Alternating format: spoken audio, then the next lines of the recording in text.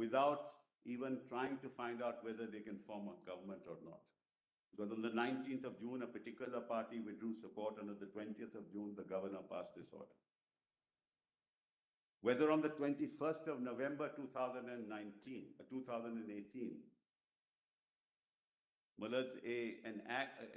a dissolution of the assembly could have taken place before the imposition of Article 356.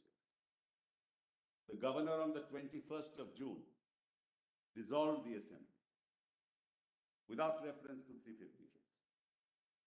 And thereafter, Article 356 was used. And the manner that it was used will be Mullad's. I will address your lordships on those issues.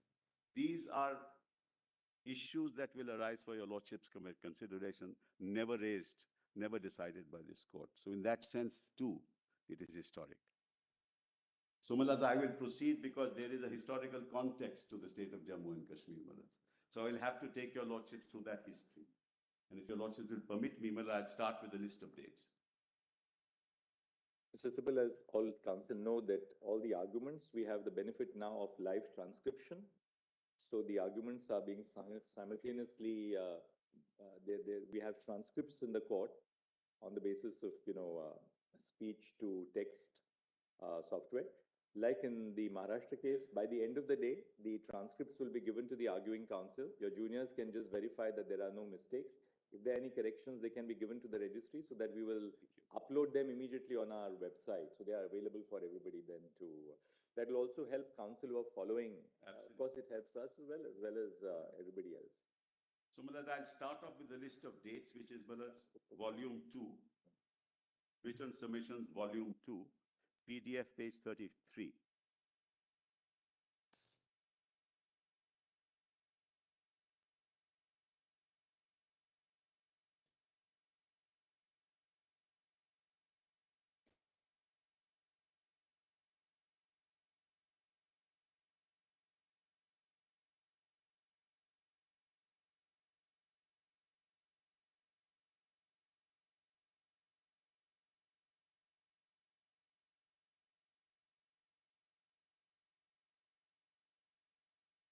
Well, it's written submissions, volume 2, PDF page 33.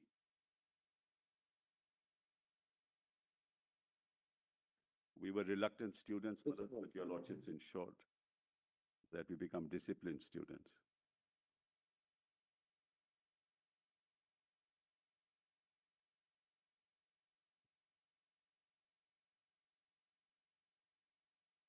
Yes, the list of dates, because it's somewhat elaborated, because it will give you a flavor what the issues are.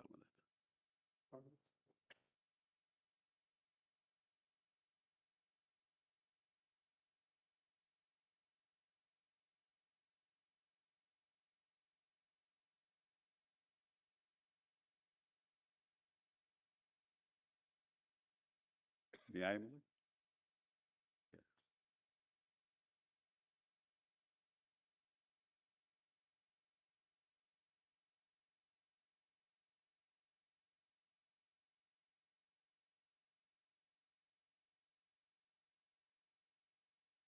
But 33, Malad, PDF page 33. It's called Appendix 1, List of Dates and Events. 5th of March 1846. That's correct. That's correct. I hope it's 33, Malad. It's 33. Yeah. Okay, fine. Yes. That's options. Yeah, Malad. Written submission.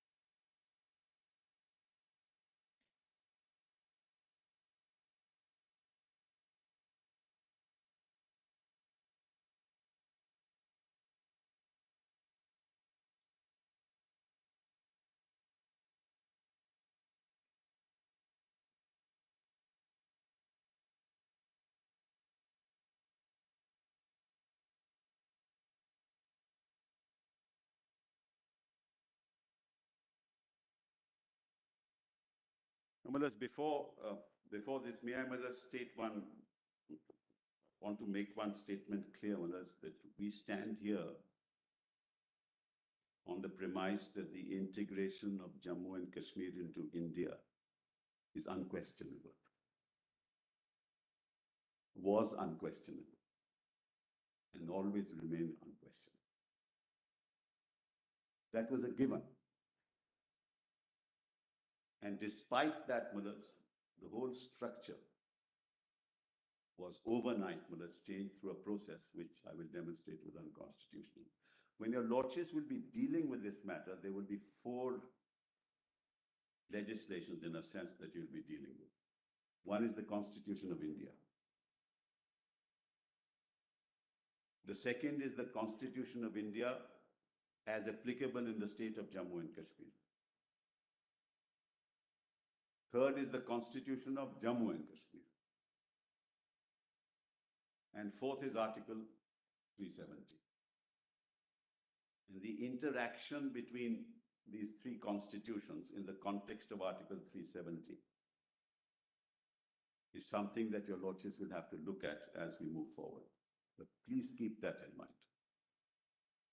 The reason why I say Constitution of India is applicable to the state of Jammu and Kashmir, that over time, there were several orders issued, constitutional orders from time to time, which were incorporated in the Constitution of India as applicable to Jammu and Kashmir. The result was that most of the powers most of the responsibilities and powers were actually in tandem with the Constitution of India. There was, in fact, really no difference other than Article 370 itself. All the laws were applicable, except that those laws were replicated in the constitutional orders of the government of India. So therefore, there was no reason to take away this right. It's in that context, Mullah, that I'm mentioning this. Now, Mullah, I'll go to the list of dates. On the 9th of March, 1846, the Treaty of Lahore was executed between Maharaja of Lahore and the British government, resulting in the transfer of certain territories to the East India Company, in particular under Article 4 of the treaty. The Maharaja cedes to the Honorable Company all its forts, territories, rights and interests in the hill countries which are situated between the river Beas and Indus, including provinces of Kashmir and Hazara. Earlier, Jammu's Maharaja Gulab Singh's General Zorawar Singh had invaded Ladakh in 1834. Ladakh came under Dogra rule and was incorporated into the state of Jammu and Kashmir in 1846. During the Sino-Sikh War, the Qing Empire invaded Ladakh, but the Sino-Tibetan army was defeated. Ladakh was claimed as a part of Tibet by Phuntstok Wangyal, a Tibetan communist leader. In 1947, partition left Ladakh a part of the Indian state of Jammu and Kashmir to be administered from Srinagar. On the 16th of March, 1846, following the Treaty of Lahore, the British government executed the Treaty of Amritsar on March 16, 1846. Under the treaty, the hilly mountainous country with its dependencies situated in the east of River Indus and west of River Ravi, including Chamba and excluding Lahore was transferred by the British government to Maharaja Gulab Singh of Jammu. The reason was simple, Mullahs. There was a violation of the Treaty of Lahore, and therefore compensation had to be paid, Mullahs, to the British government. He was not able to pay that compensation. In lieu of that compensation, these territories were ceded. That's what happened. On the 30th of June, 1857, Gulab Singh died and was succeeded by his son, Ranbir Singh. Following the passage of the Government of India Act 1858, territories formerly in possession under control of the East India Company were vested in the British monarch in whose name India was to be governed. 1885, Maharaja Ranbir Singh died and was succeeded by Maharaja Pratap Singh.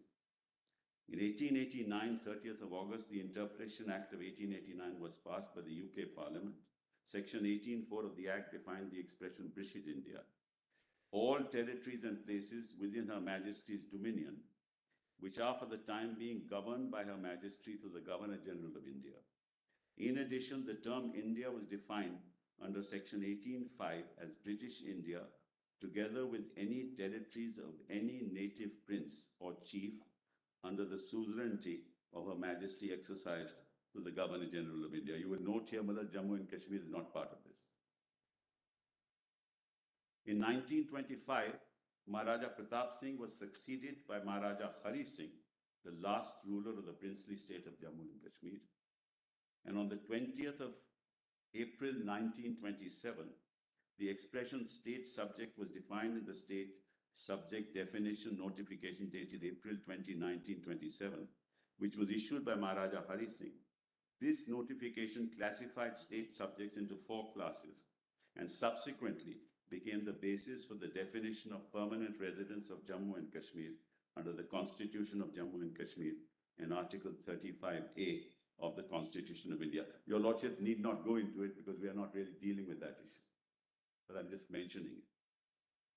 On the 22nd of April 1934, Maharaja Hari Singh enacted Regulation 1 of Samvat 1991 on April 22, 1934. Wherever there is Samvat, if you take away 57 years, that gives you the year. The regulation established a legislative assembly for the state of Jammu and Kashmir called the Praja Sabha. While certain legislative functions were delegated to the Praja Sabha, the ruler, Maharaja Hari Singh, retained supremacy over all legislative, executive, and judicial matters. On the 2nd of August 1935, the Government of India Act 1935 was passed by the UK Parliament. The Act established India as a federation comprising governors' provinces, chief commissioners' provinces, the Indian states which had or would accede to the Federation of India. Under Section 6 of the said Act, the ruler of Indian princely states was empowered to execute an instrument of accession, declaring that he accedes to the Federation of India, subject to the terms of such instrument. Under Section 2, an instrument of accession was to specify matters with respect to which the federal legislature would have competence to legislate for a particular state and the limitations, if any, on the federal legislature's powers to make laws or exercise executive authority over such state. Notably, as the state of Jammu and Kashmir was not a part of British India, provisions of the Government of India Act 1935 did not apply to it unless an instrument of accession was executed by its ruler in accordance with Section 6. On the 7th of September 1939, the Jammu and Kashmir Constitution Act 1939 was promulgated.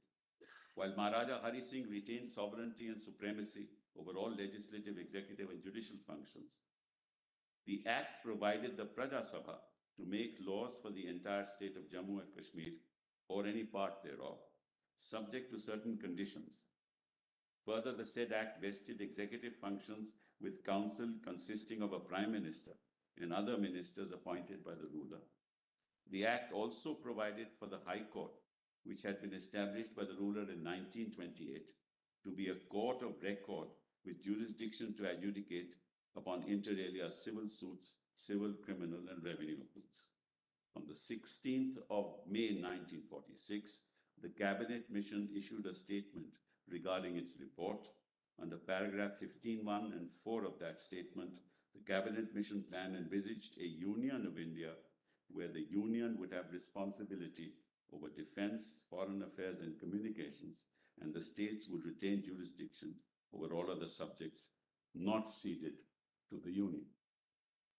On the 12th, 22nd of May 1946, the Cabinet Mission issued a memorandum titled States, Treaties, and Paramountcy, which affirmed that following the establishment of an independent government in India, the paramountcy of the British monarch over Indian states would lapse and paramountcy power over their respective territories would return to the states.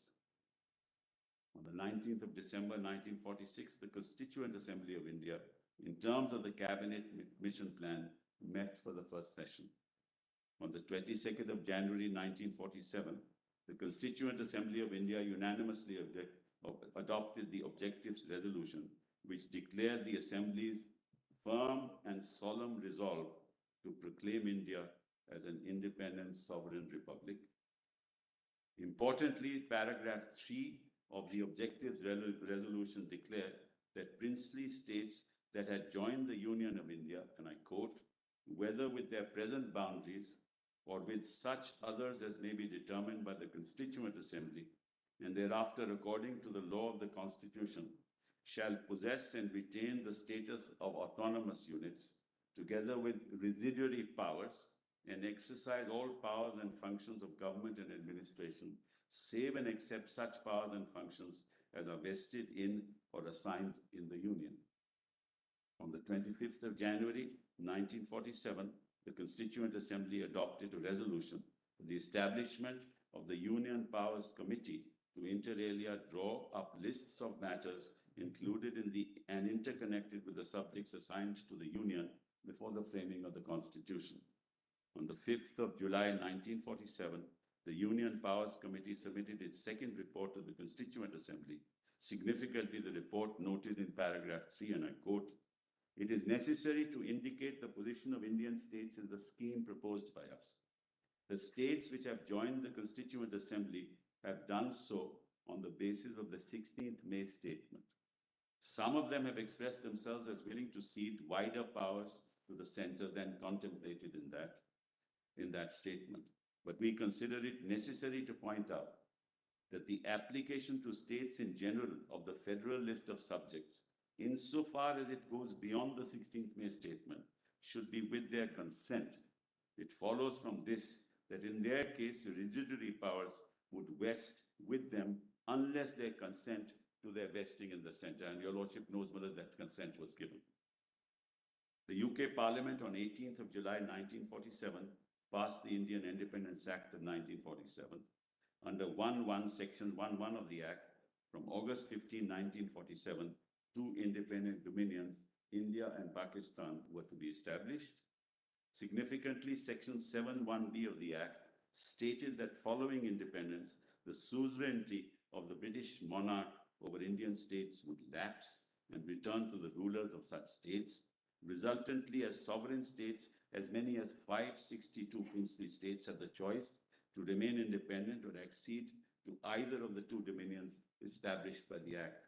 Lastly, as a transitional measure, Section 8 prescribed that provisions of the Government of India Act 1935 would continue to apply to the Dominion of India and Pakistan subject to certain conditions. Under Section 9 of the Indian Independence Act, the Governor General issued the India Provisional Constitutional Order 1947, which made certain sections of the Government of India Act 1935 applicable to India until other provisions were made by the Constituent Assembly. Among the applicable provisions was Section 6, which dealt with accession of princely states to India through the execution of the instrument of accession. On the 15th of August, India attained independence and was partitioned into the dominions of India and Pakistan. Further, as British paramountcy had lapsed, princely states that had not executed instruments of accession with either dominion became independent states. These included the states of Junagadh, Hyderabad, and Jammu and Kashmir. On 26th of October 1947, the ruler of Jammu and Kashmir made an offer of accession to India, asking for help from the Indian Dominion to meet a grave emergency caused by mass infiltration of tribesmen drawn from distant area of northwest frontier, coming regularly in motor trucks, Manshera-Muzaffarabad road, and fully armed with up-to-date weapons, which cannot possibly be done without the knowing of the provincial government of the Northwest Frontier Province and the government of Pakistan. In the instrument of accession signed by him on the same date, he declared his accession to India subject to the terms of such instrument. Under Section 3 of the instrument, the Dominion Legislature had authority to make laws for the state of Jammu and Kashmir on the subjects of defense, external affairs, and communication. Article 7 provided that the instrument of accession did not commit the ruler to the acceptance of any future constitution of India, while Section 8 vested sovereignty over subjects not acceded to India in the ruler. But there's just two issues I want to flag here. Your Lordships, in the course of this hearing, will have to determine what does a constituent assembly stand for. a constituent assembly stands for enacting a constitution for the future of the territories with respect to which the constitution is to apply. It's essentially a political exercise. It's not a legal exercise. It's a political exercise to take into account the aspirations of people, what kind of state the people want, and in the context of that, draft a constitution. Right? The constitution itself is a political document, but it takes into account the aspirations of several segments of society living within a united territory, takes into account their separate aspirations, and in the context of that, drafts a constitution to meet the aspirations in future years for decades to come. So the exercise of a constituent assembly is a political exercise. The drafting of the constitution, which is a political document, is a political exercise. But once the constitution is drafted, once it is come into place, then all institutions under the constitution are governed by the constitution. And those institutions are limited in the exercise of their powers, because they have to exercise their powers consistent with the provisions of the Constitution. Parliament cannot convert itself into a constituent assembly.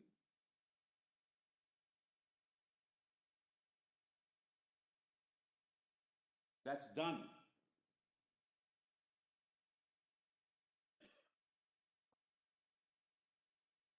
Today, the Indian Parliament can't say by a resolution that we are the Constituent Assembly. As a matter of law, they can't say it. Because they are now cabined, cribbed, and confined by the provisions of the Constitution. They can't pass a law which is outside the list. They can pass a law under 254. If the state passes a law, it's repugnant. They must adhere to the basic features of the Constitution. They can't suspend, except in emergencies where external aggression, the fundamental rights of people. That also is limited under provisions of the Constitution. The executive can't do things which are contrary to the law, and the judiciary then declares the law. But no parliament can convert itself into a constituent assembly. And if you accept that proposition of law, it has enormous consequences for the future of my country.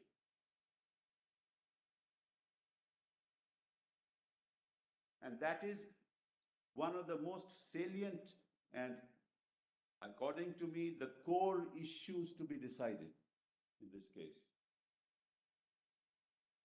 Because Parliament said that we declare the legislature of the state of Jammu and Kashmir as the Constituent Assembly. Where does Parliament get that power? How does Parliament get that power? Under which provision of law? Not under 356.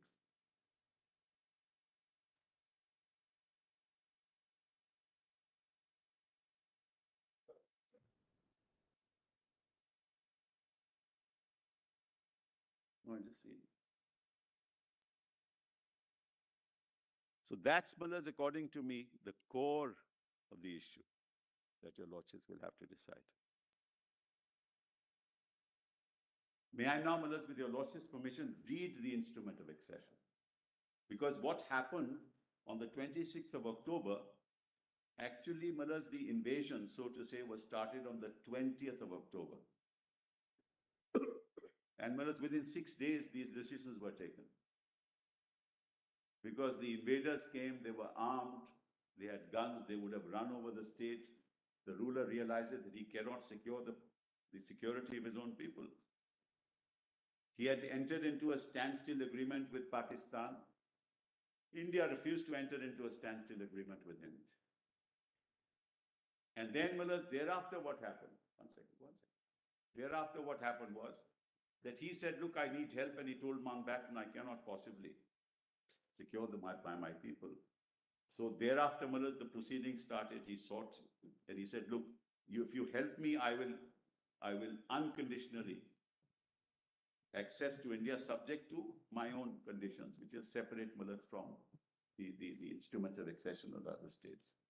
And India accepted it, and that's how India secured the peace and was able to millets. And of course, the precursor to that is the Ratcliffe Award, in terms of which millets the part of Gurdaspur would connected Jammu Kashmir millets to India was ceded to India under the Ratcliffe Award, which allowed for that contiguity, which was the basic principle on the basis of which the partition was to take place. So that's how all this happened. Now let me read to your lordships the instrument of accession. Huh? Volume 1, millets. Documents, volume 1. Yes. Millets, kindly come to PDF page.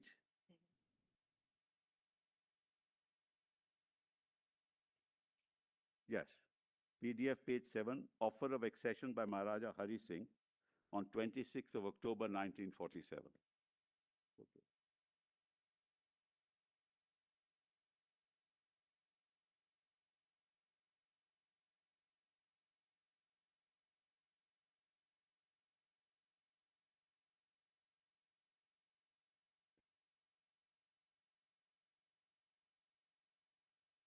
Documents, volume 1, PDF page, millets, 7.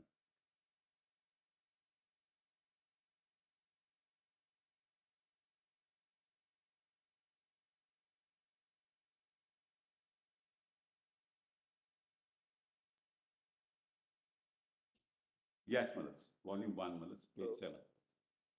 PGF page is also 7. I did not know that.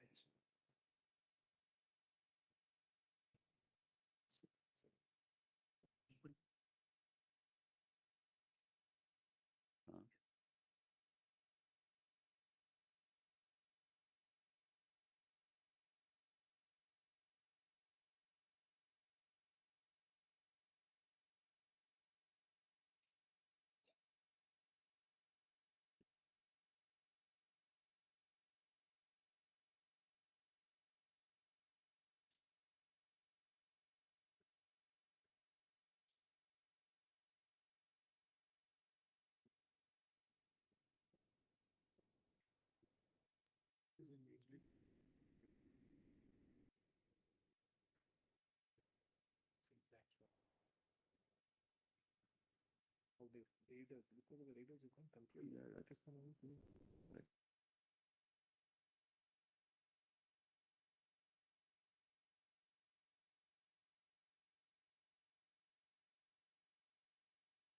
Page millets, 7. Page 7 is an offer by. Yes, offer of accession by Maharaja Hari Singh. Begin with page 7? Yes, page 7, 26th October, 1947.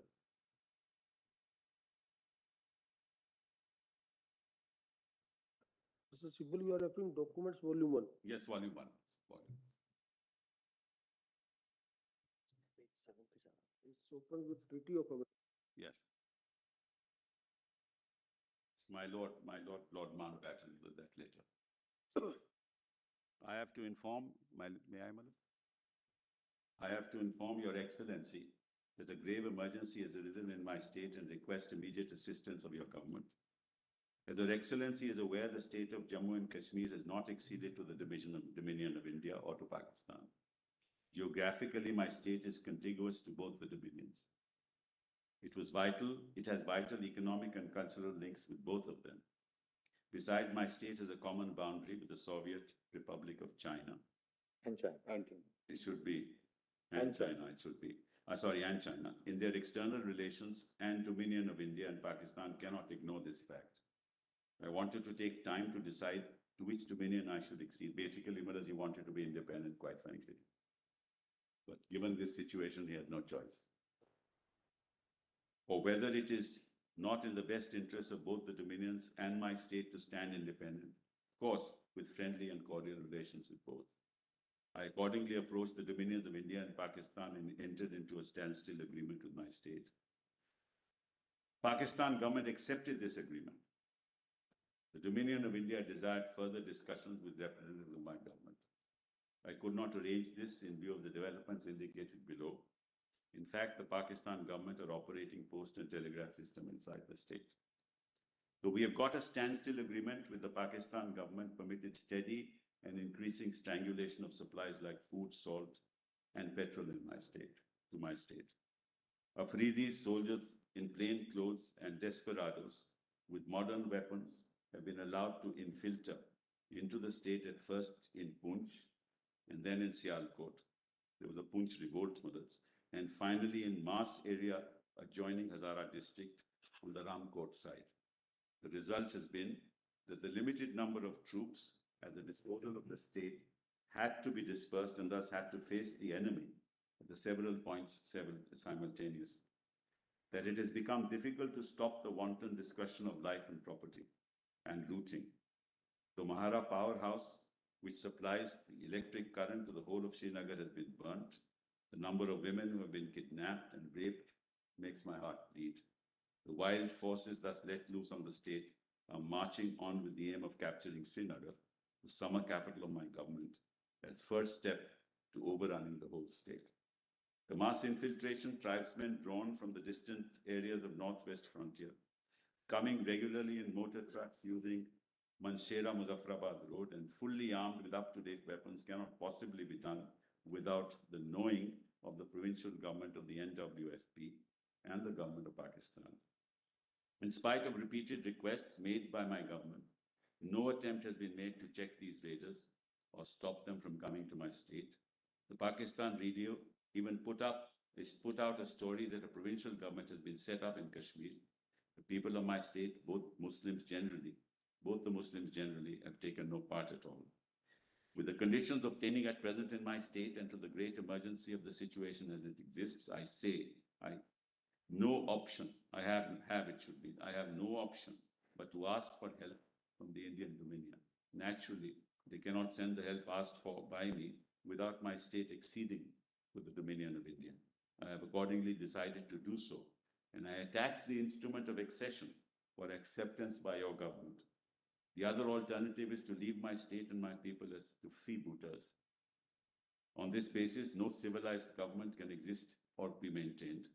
The alternative I will never allow to happen as long as I am ruler of the state and I have life to defend my country.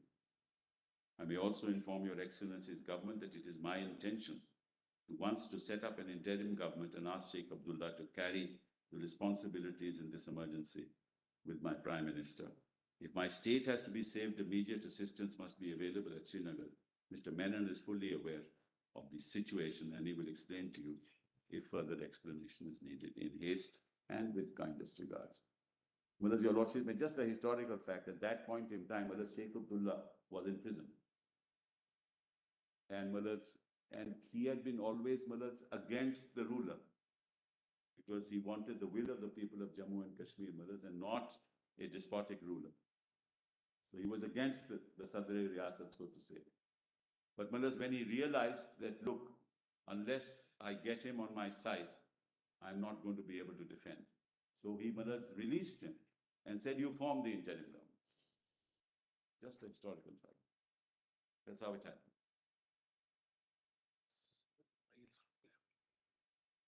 Yeah, no, I know that, but I don't want to bring politics into it. The moment I take somebody's name, they'll be the other side. No.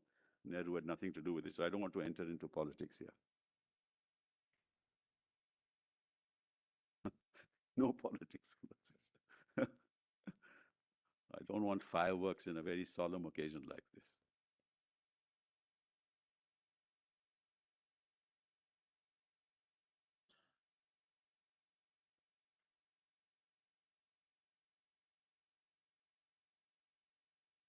Actually, the Ratcliffe Award.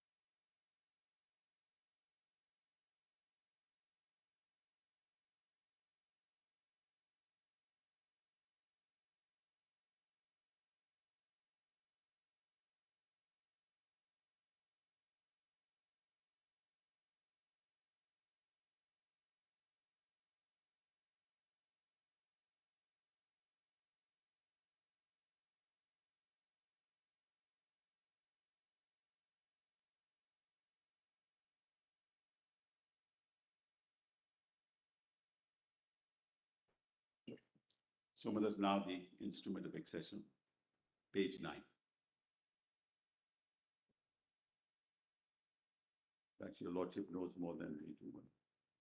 Your lordship knows more about it than we do. No, no, we always keep learning.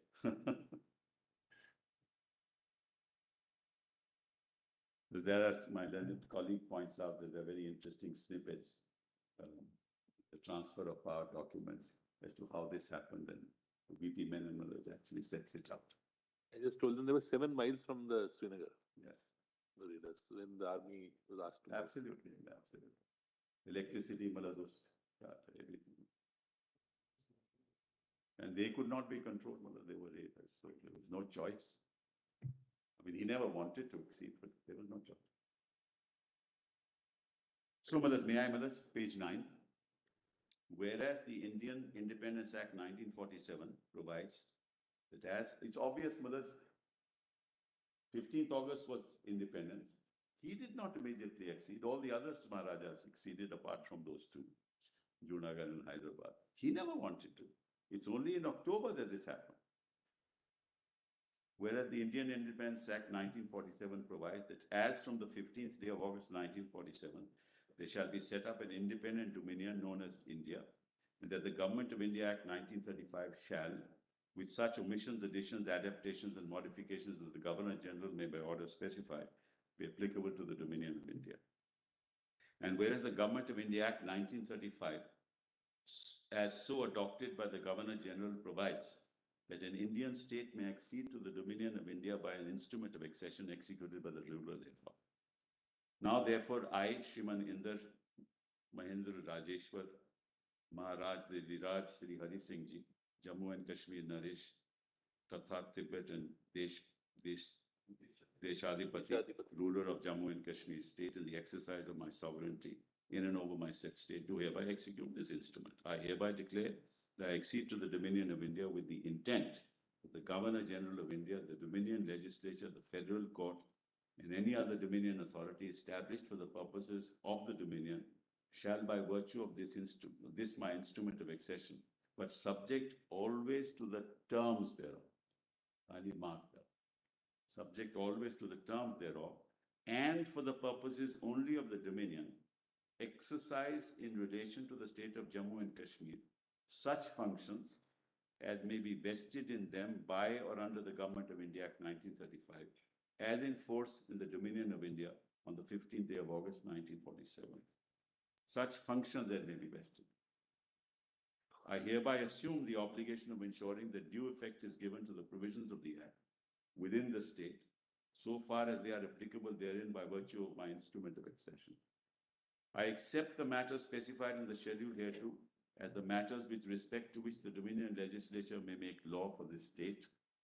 I hereby declare that I accede to the Dominion of India on the assurance that if an agreement is made between the Governor General and the ruler of this state, whereby any functions in relation to the administration of this state of any law of the Dominion Legislature shall be exercised by the ruler of the state, that any such agreement shall be construed and have effect accordingly. In terms of this instrument of accession, my instrument of accession shall not be varied by any amendment of the Act or the Indian Independence Act 1947, unless such amendment is accepted by me by instruments supplementary to this instrument. Nothing in this instrument shall empower the Dominion Legislature to make any law for this state authorizing the compulsory acquisition of land for any purpose.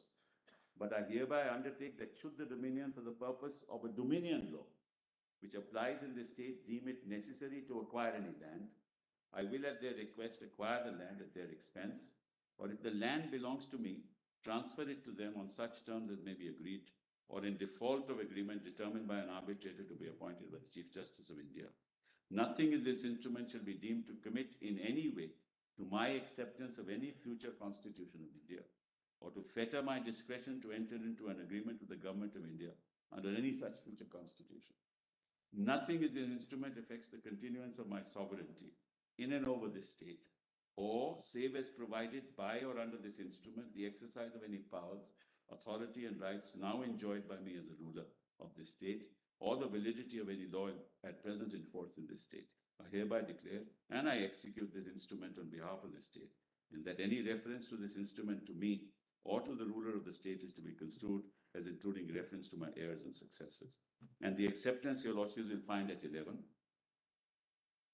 I hereby accept this instrument of accession, dated this 20th day of October, 27th day of October, 1947. Now, let's, sorry.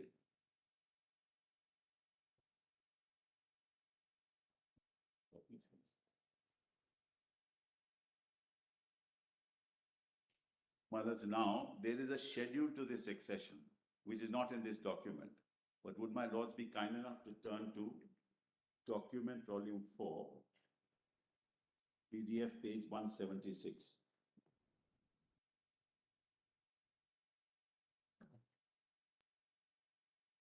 That has the schedule. Volume 4 page. Page 176, madam. PDF page 176. Running page 738, PDF page 176. Volume 4. Running page 738. Seven. Yes, 738. Yes, that's correct. That's correct.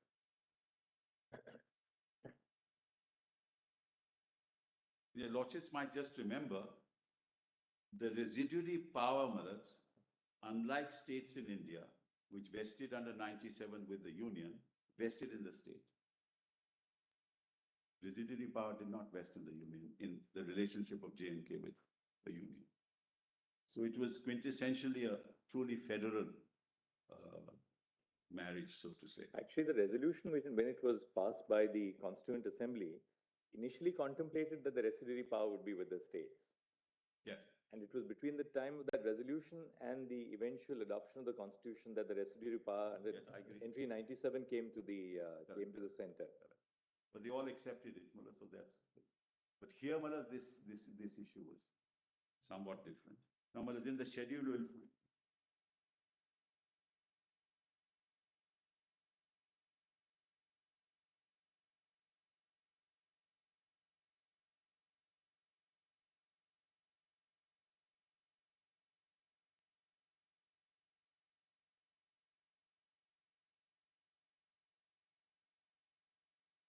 Now, let's kindly see.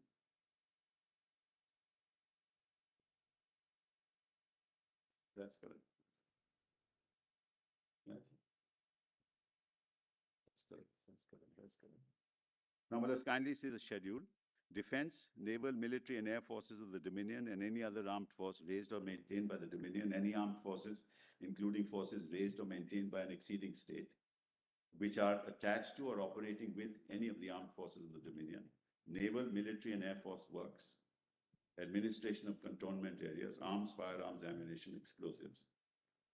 Then external affairs, like implementing of treaties, agreements, other countries, extradition, including surrender of criminals, accused persons, or parts of His Majesty's dominions outside India, admission into and emigration and expulsion from India, including in relation thereto, the regulation of the movements in India of persons who are British subjects domiciled in India, or subjects of any exceeding state pilgrimages to places beyond India, naturalization, then communications, post and telegraphs, including telephones, wireless broadcasting, like phones and railways, etc. We need not go into this.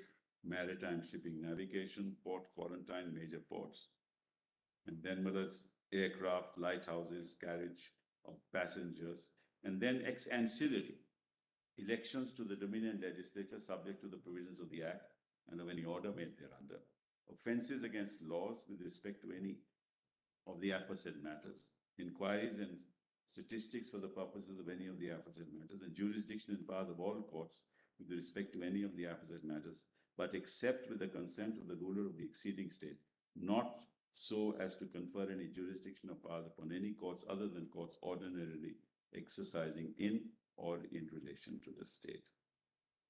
Right? So that's what. These subjects, do they correspond specifically to certain entries on the Government of India Act? No, Mala, Probably they would have. The subject, no, Mala, subjects of the state were with reference to those residing in the state, those who had come to the state, those who were in Pakistan and came back, So that's a 1927 order, which I'll point to your lordship later.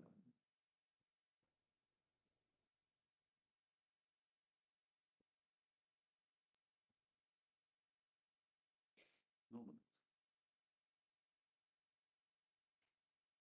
Possibly the subjects which the instrument of accession yes, recognizes in terms of the legislative powers of the Dominion yes, must cover certain specific entries in the Government of India Act. So yes, these subjects, yes. for instance, defense, Yes, one, it two, will three, cover four. those entries, There Madam. would be certain specific entries in the Government of India Act with reference to which there was an acceptance. Correct, that- Madam. I will find that out and tell your lordships about. Which part of the Government of India Act covers these moves? I appreciate that. Then, Madam, kindly go back. Come back to volume 1, Madam. Yes. Then come to Madam's reply from Lord Mountbatten to Maharaja Hari Singh. That's at page 12. Yes. Page 12, Madam.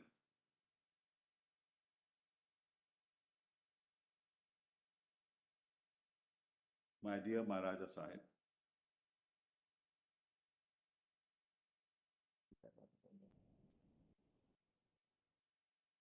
Your Highness's letter dated 26th October has been delivered to me by VP Menon. In the special circumstances mentioned by Your Highness, my government has decided to accept the accession of Kashmir state to the Dominion of India, consistently with their policy that in the case of any state where the issue of accession has been the subject of dispute, the question of accession should be decided in accordance with the wishes of the people of the state. It is my government's wish that as soon as law and order has been restored in Kashmir and a soil cleared of the invader, the question of the state's accession should be settled by reference to the people. Meanwhile, in response to Your Highness's appeal for military aid, action has been taken today to send troops of the Indian Army to Kashmir to help your own forces to defend your territory and to protect the lives, property, and honor of your people. My government and I note with satisfaction that Your Highness has decided to invite Sheikh Abdullah to form an interim government to work with you, with your Prime Minister.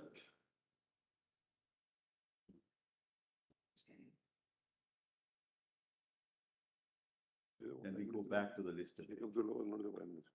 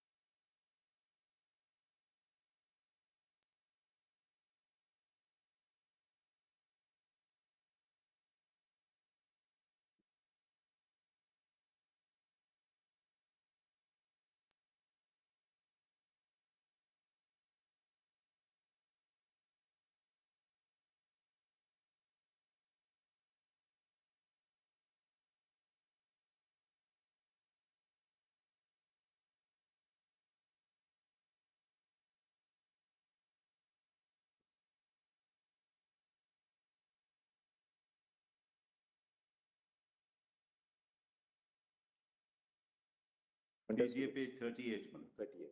38. And Madam, I've already read to your lordships, Madam, the acceptance, the letter of Mountbatten. So Madam, we go to 23, 5th of March, 1948. You want to go back to the list of dates and events? Yes, Madam. We go back to the list of dates, PDF 38, volume 1. What page are you reading, Mr. Sim? 5th of March, Madam, that entry.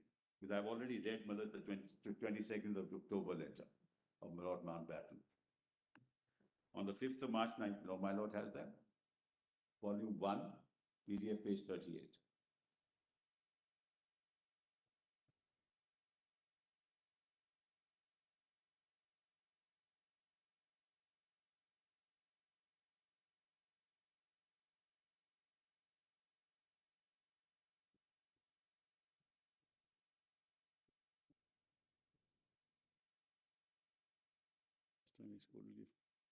Well, the 5th of March, 1948. 5th of March, 48. Yes, item 23.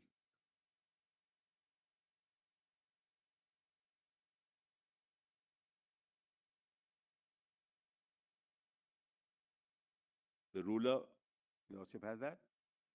The ruler Maharaja, I'm sorry. 1 minute.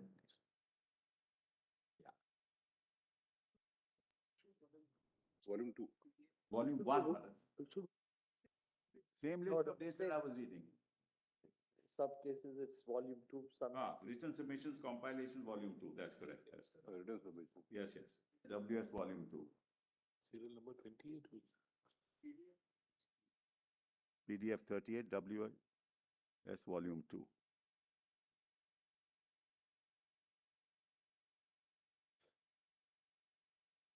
Yes. 5th of March 1948, the ruler Maharaja Hari Singh issued a proclamation under which a popular interim government was established in the state of Jammu and Kashmir, pending the framing of a constitution for the state. The proclamation inter alia. Well, it is better we read the whole proclamation. This is at volume 6, PDF page 242. Right. That's volume 6, PDF page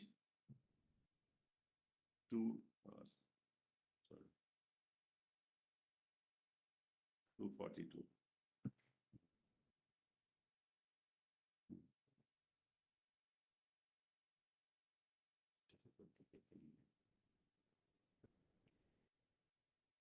Volume 6.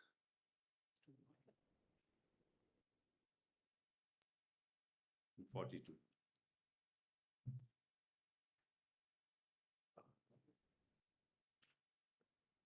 Says Millets, if your Lordship has it. My Lord Justice Surikant has it. Volume 2? 242, Millets, volume 6, PDF page 242.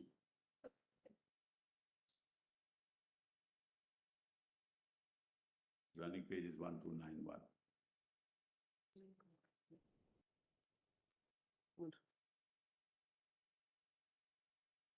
Volume 6? Volume 6.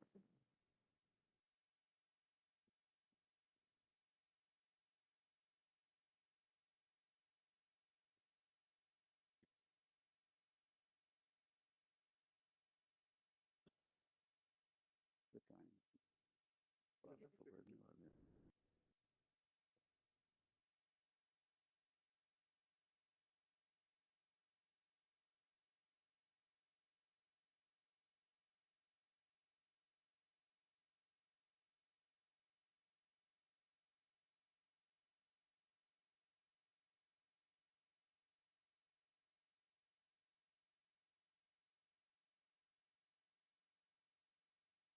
Yes, Maharaja on the 5th of March 1948. That's the one. I know this. 1291. Running page 1291. That's correct. That's correct. Well, we have to show PDF, Millets, otherwise it becomes difficult. Okay.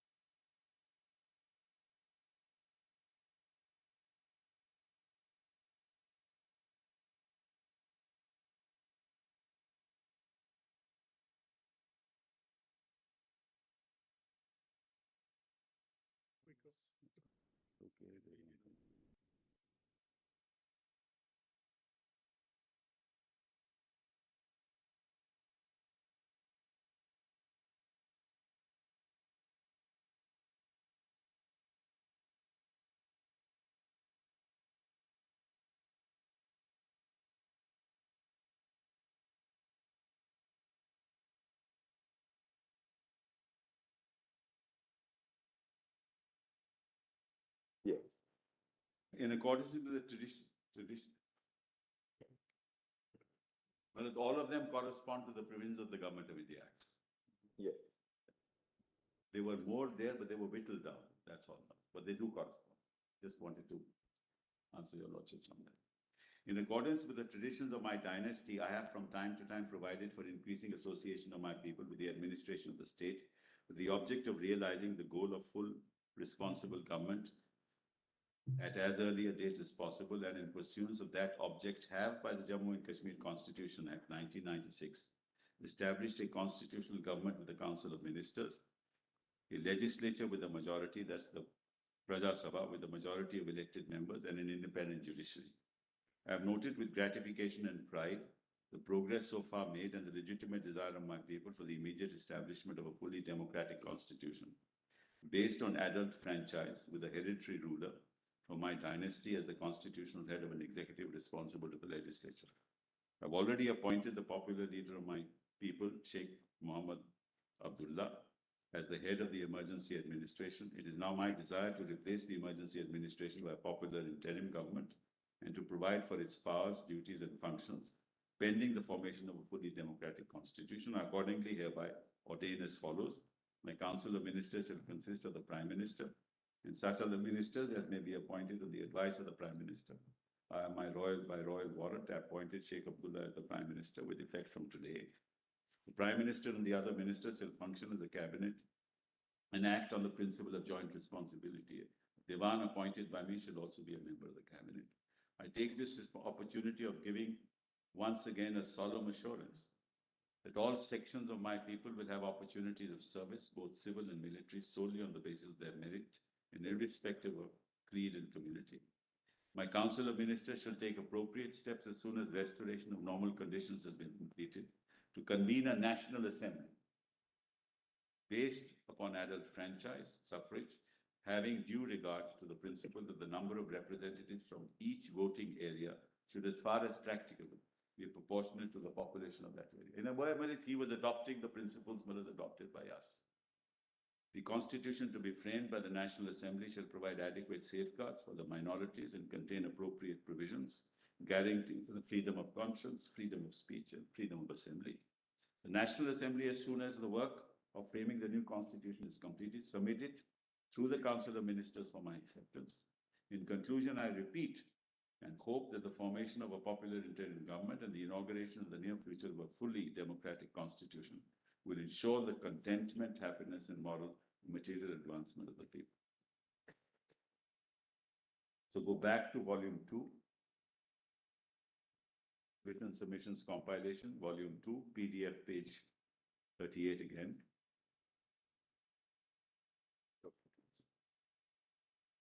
So in 1949, item 24 was there. Volume 2, PDF page 38.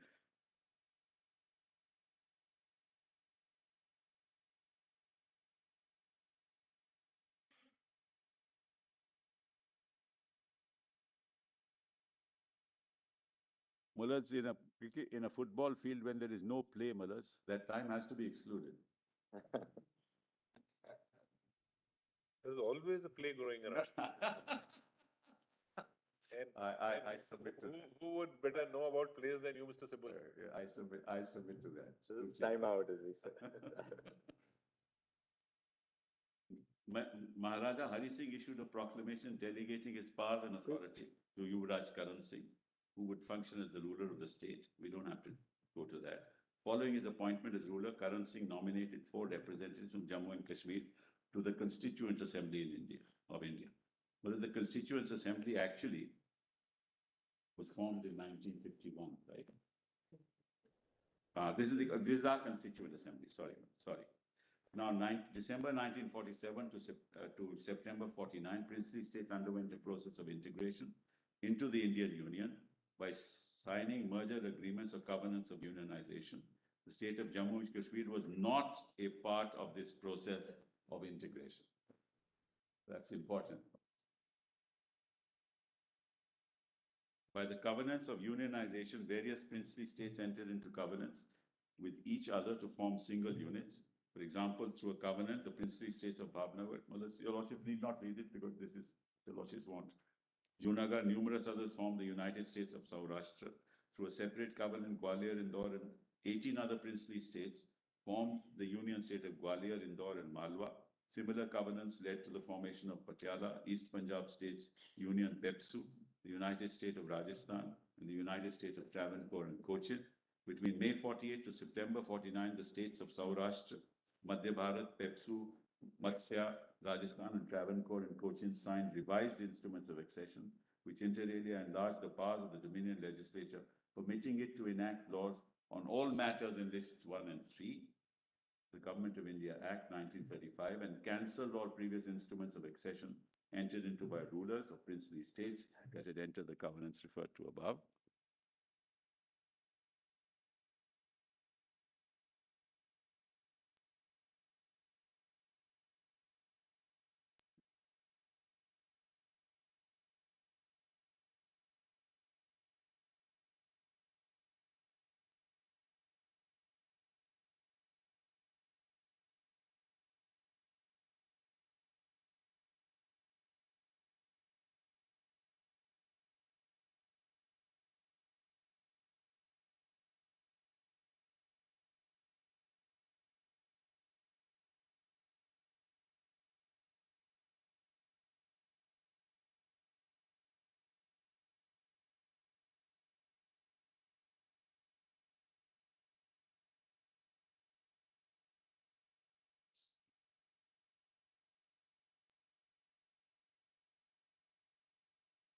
Well, the Lordship may note that no revised instrument of accession was signed by the ruler of Jammu and Kashmir. Just note that fact for us. We're talking about December 47 to September 1949. Now, November 1949, through their respective rulers, Raj Pramukhs, the states of Saurashtra, Pepsu, Rajasthan, Madhya Bharat, Mysore, and Travancore and Cochin, amongst others, issued proclamations stating that the Constitution of India, shortly to be adopted by the Constituent Assembly, shall be the Constitution for the state, as for other parts of India, and shall be enforced as such in accordance with the tenor of its provisions. 25th of November 49, following the proclamations above, Rugraj Karan Singh issued a proclamation for the state of Jammu and Kashmir that the Constitution of India, shortly to be adopted by the Constituent Assembly of India, shall, insofar as applicable to the state of Jammu and Kashmir, govern the constitutional relationship between the state and the contemplated Union of India. We don't have to go through that document because it's all set out here. Then 26th of January 1950, in exercise of its constituent powers, the Constituent Assembly drafted the Constitution of India, which was adopted on November 26, 1949. The Constitution of India came into force on January 2650, repealing inter alia the Indian Independence Act, Government of India Act. The relationship between the Constitution and the state of Jammu and Kashmir was governed by Article 370 of the Constitution. It is evident that both the text of Article 370 and the negotiations that preceded its formulation, that Article 370 could not be changed unilaterally by Parliament. That's what it's of great significance. Then, well, it's 26th of January, 1950. Same day, in exercise of powers under Article 370, sub-Article 1 of the Constitution, the following consultation with the government of Jammu and Kashmir, the President issued. This is the first Constitution application to Jammu and Kashmir, Order 1950. Under paragraph 2 of this order, matters in the first schedule to the order, instrument of accession, and subsequently the power of Parliament to make laws for Jammu and Kashmir was limited to such matters. Furthermore, applicable through a presidential order and agreed to by the government shall not apply. The residuary power will vest in the state. It is the state which must pass laws. The Government of India can't, under the issue of repugnancy doesn't apply. So, well, this status is accepted. That's how 370 came into being. And it continued.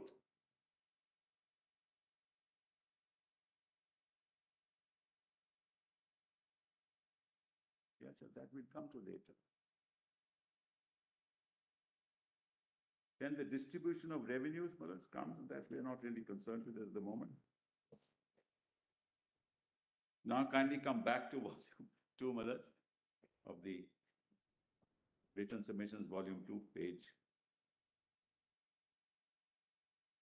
41.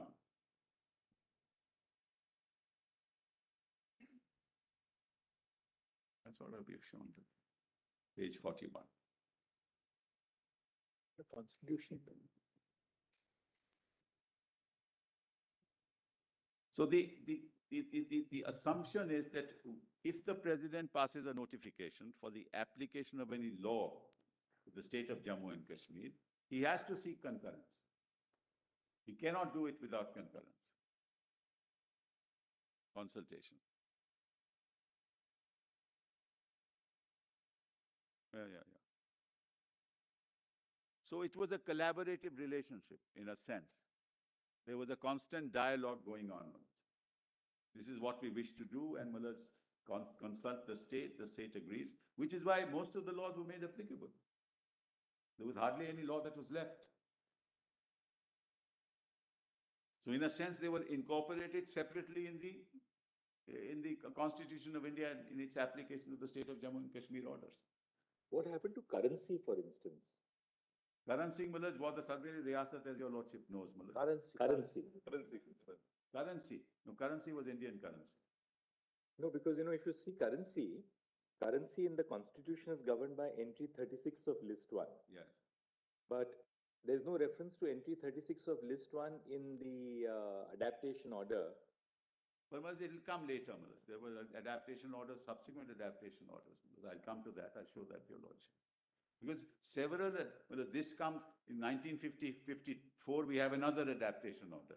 There are several, give me the list of several adaptations. We got a list by your lordship.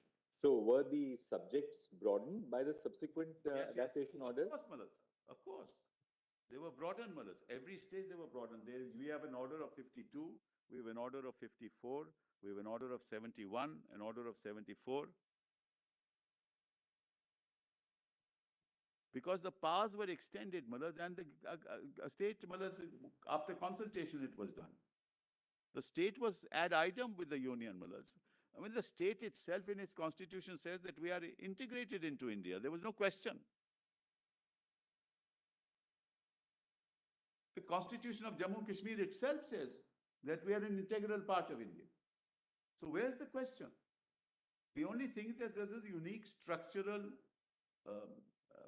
system in place, a constitutional structure which was in place, which suddenly, Malaj, on the 6th of August was done away with.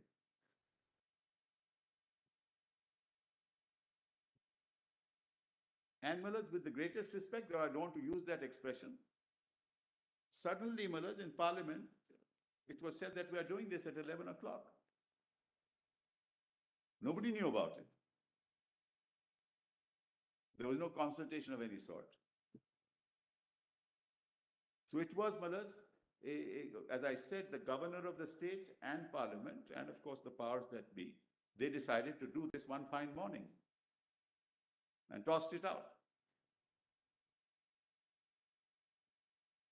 So Malaj, page 41. The government of India published its white paper on Indian states clarifying the nature of Article 370. The effect of this provision, this is important. We're talking about 1950 itself. The effect of this provision is that the state of Jammu and Kashmir continues to be a part of India. Nobody disputes it. Nobody ever disputed it. It is a unit of the Indian Union.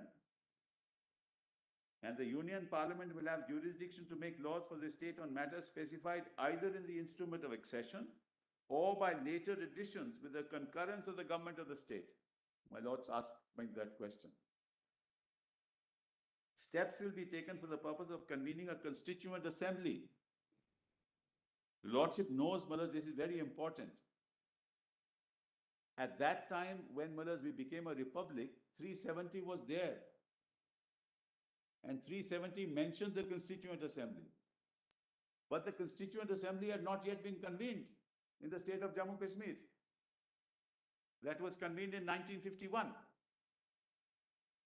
December. Point is that there was this understanding between the government of India and the state that we will have a Constituent Assembly which will determine the future course of action. determine whether or not, Mullahs, in fact, 370 should be abrogated at all or not. That decision was with the Constituent Assembly. Which is why it is called a temporary provision, not for any other reason. It's in that chapter of the Constitution. So this whole argument that this temporary provision was 370 was temporary, no. It was temporary because between 1951, Mr. Sable, what is the date of this white paper? 50, 90, I'll give you. No, you're not given the date. I'm sorry, it's at page 121, just see the date. We'll just give it to you in a minute.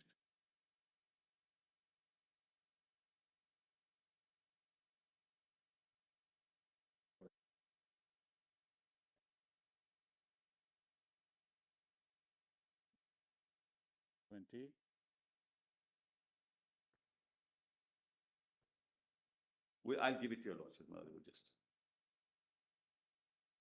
So on the 1st of May 1951 now, Yuvraj Karan Singh issued a proclamation directing the establishment of an elected constituent assembly.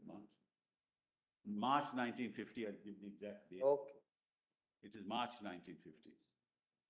Huh?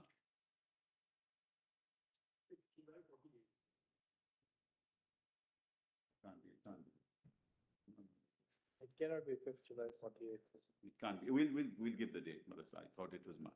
Article 370 wouldn't have been then. But in any case, Maras, the idea is that it's prior to 1951. That's the whole point. Whatever the date is, Maras, it's prior to 1951. In other words, the Constitution envisaged a constituent assembly which was to decide as to what would be the fate of Jammu and Kashmir. 15th March 1950 is what I'm told. Huh? 15th March. Anyway, let's not get into this. We'll give it. Why amongst ourselves in the day? It's prior to 1950. Sibyl, you can verify it and then give a I'll date. give it. Yeah, give it to your lordship. 1-5. Sorry.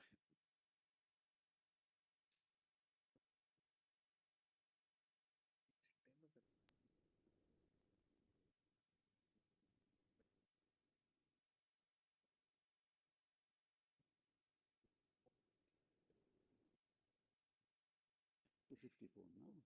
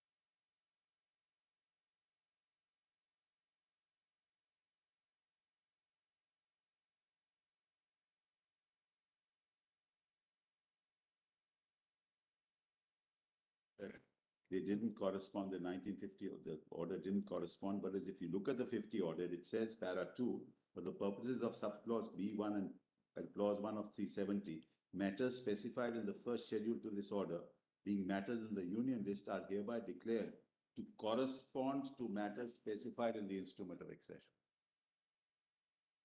Just wanted to mention that. Para 2 itself says so. So, Maharaj, we all have done. On the 1st of May 1951, Karan Singh issued a proclamation directing establishment of an elected constituent assembly to draft a constitution for the state of Jammu and Kashmir. Then 20th of March 1952, under Article 370, Sub-Article 1 of the Constitution, and following consultation with the government of Jammu and Kashmir, the President issued the Constitution. Just one.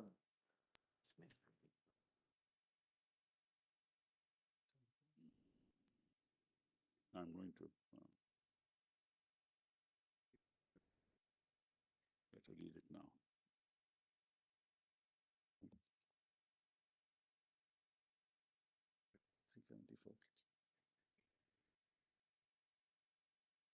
That also is there, same thing.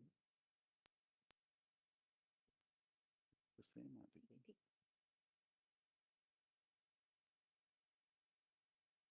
370 for a minute, but they'll give your lordship some. No, just continue. Where you want, whichever way you want. No, but let's read 370 because the context will be clear. That's how it was understood at that point in time. We're talking about January 26, 1950.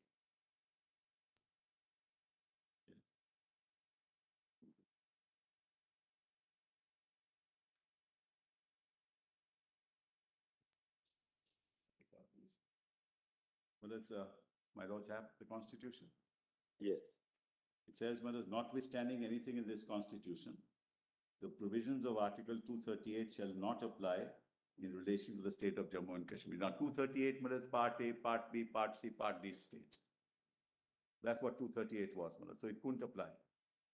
It's neither, the Jammu and Kashmir didn't fall into that category. Sui generis.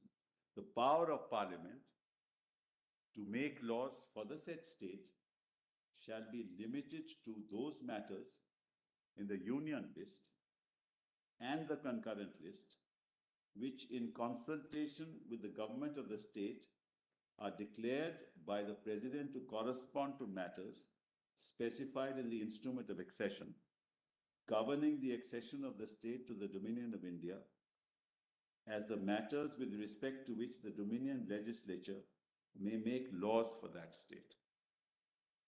And such other matters in the set lists as with the concurrence of the government of the state, the President may by order specify. So the items, whether it's communication, defense, foreign affairs in consultation, for all matters concurrence, for all other matters concurrence. Explanation.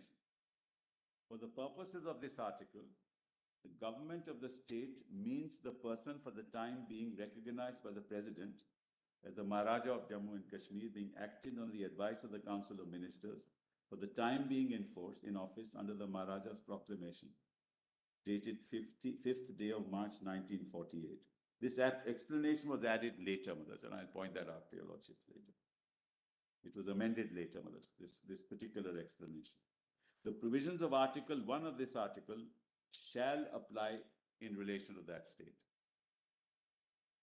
Such of the other provisions of this Constitution shall apply in relation to the state, subject to such exceptions and modifications as the President may by order specify, provided that no such order which relates to matters specified in the instrument of accession of the state referred to in paragraph 1 of subclause B shall be issued except in consultation with the government of the state, provided further that no such order which relates to matters other than those referred to in the last proceeding proviso shall be issued except with the concurrence of that government.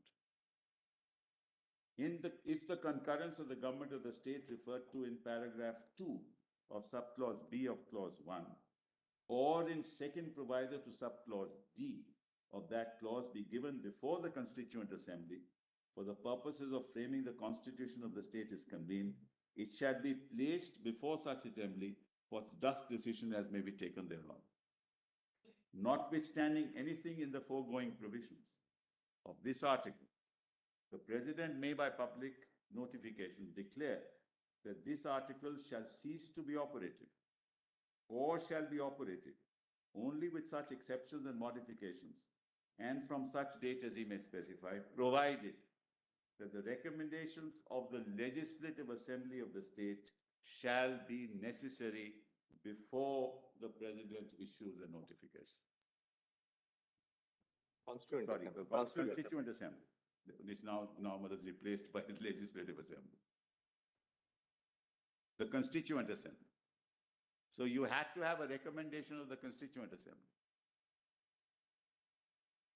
before you could efface 370. That's what the Constitution makers themselves thought in 1950. And that operated till 6th of August. How could it change? But how long would the tenure of the Constituent Assembly of the state be? 7 years. Sorry? 6 years, Malas, 51 to 57. So therefore, with the end of the 7 years, Yeah. the very institution of the Constituent Assembly of the state lapses, then there's no Constituent Absolutely Assembly right. left. But Absolutely. then what happens with the But this is proviso? point, Malas. But then what happens with the proviso then? This is exactly the point, Malas. This is exactly the point. Malas, the in between 51 and 57, the Constituent Assembly could take that decision. But thereafter, Thereafter, Malas, there's no question because they formed the, Malas, take the Constitution. what happens after the Constituent Assembly has come to an end? Because no Constituent Assembly can have an indefinite life. That's precisely the point, Malas. That is my point. The Constituent Assembly in India, when it drafted the Constitution, can't have a life after the Constitution is framed. No, but equally, the proviso to clause 3 refers to the recommendation of the Constituent Assembly of the state. Yes.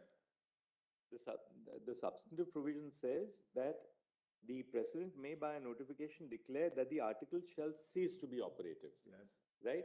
Now, the only safeguard is that before the president does so, the recommendation of the Constituent Assembly of the state has to be taken. Yes. Now, what happens at a point of time where the Constituent Assembly of the state ceases to exist? But that's the point. The president can't issue such a notification. According to you, after 57, it can't be done at all. No, after 57, it can't. Then What clause 3, That was the- exactly. that What was happens- why- What temporary used in the That is article. why the temporary provision. No, but That- Mr. because, Sibal, Manas, this was, one more fundamental issue, which is that notwithstanding the fact that the proviso ceases to operate, clause 3, the substantive part continues to hold the field. no, it is dependent on the proviso. No. With respect, no, Manas, with respect, any proviso. If the Manas, there is proviso, I mean, there are ways in which you can construe a proviso, but if the proviso ceases to operate by virtue of the fact that the tenure of the Constituent Assembly of the state has ceased to exist, surely the substantive part of 3 still continues to remain. Kindly see the scheme of 370, Manas, with the greatest respect. Kindly see the scheme of 370. On the 4 items, Manas, that is defense, communications, external affairs and ancillary matters, Manas, the consultation of the state is necessary under 370. For all other matters, the concurrence of the state is necessary. So can you say you do away with the concurrence?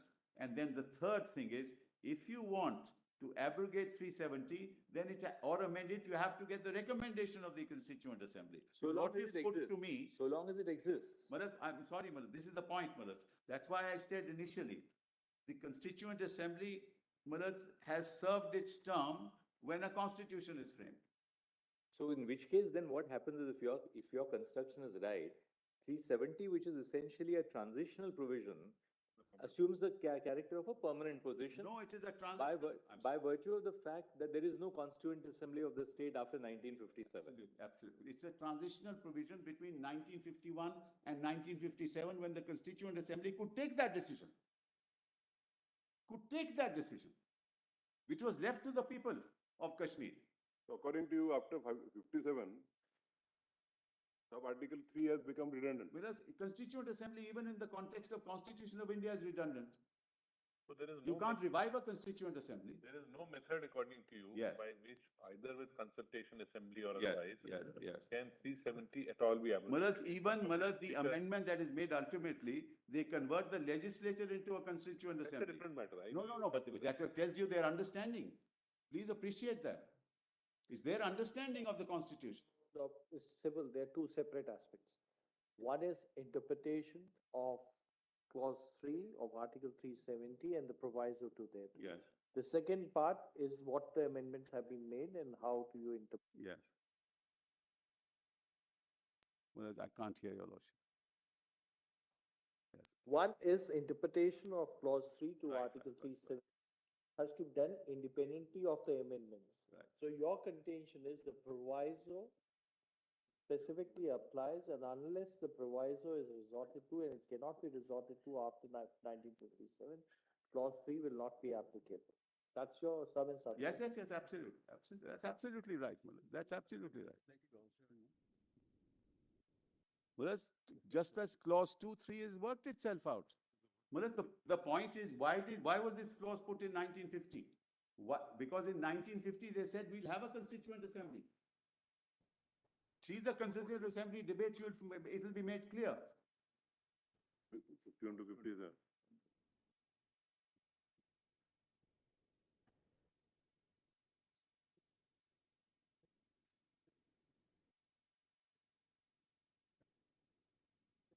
No, but the fact is in 370, at that time the constituent assembly was not there. The whole purpose was.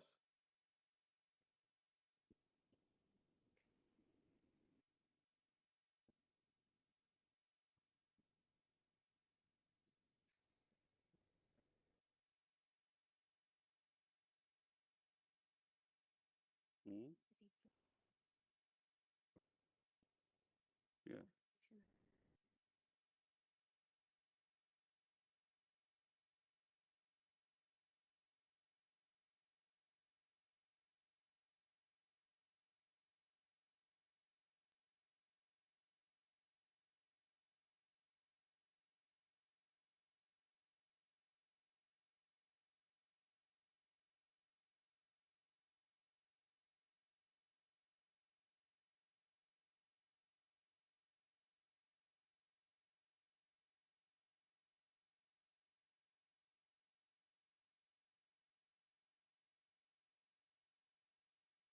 To accept your submission, we'll have to postulate that clause 3 becomes a sort of a constitutional article which falls into desuetude after 7 years.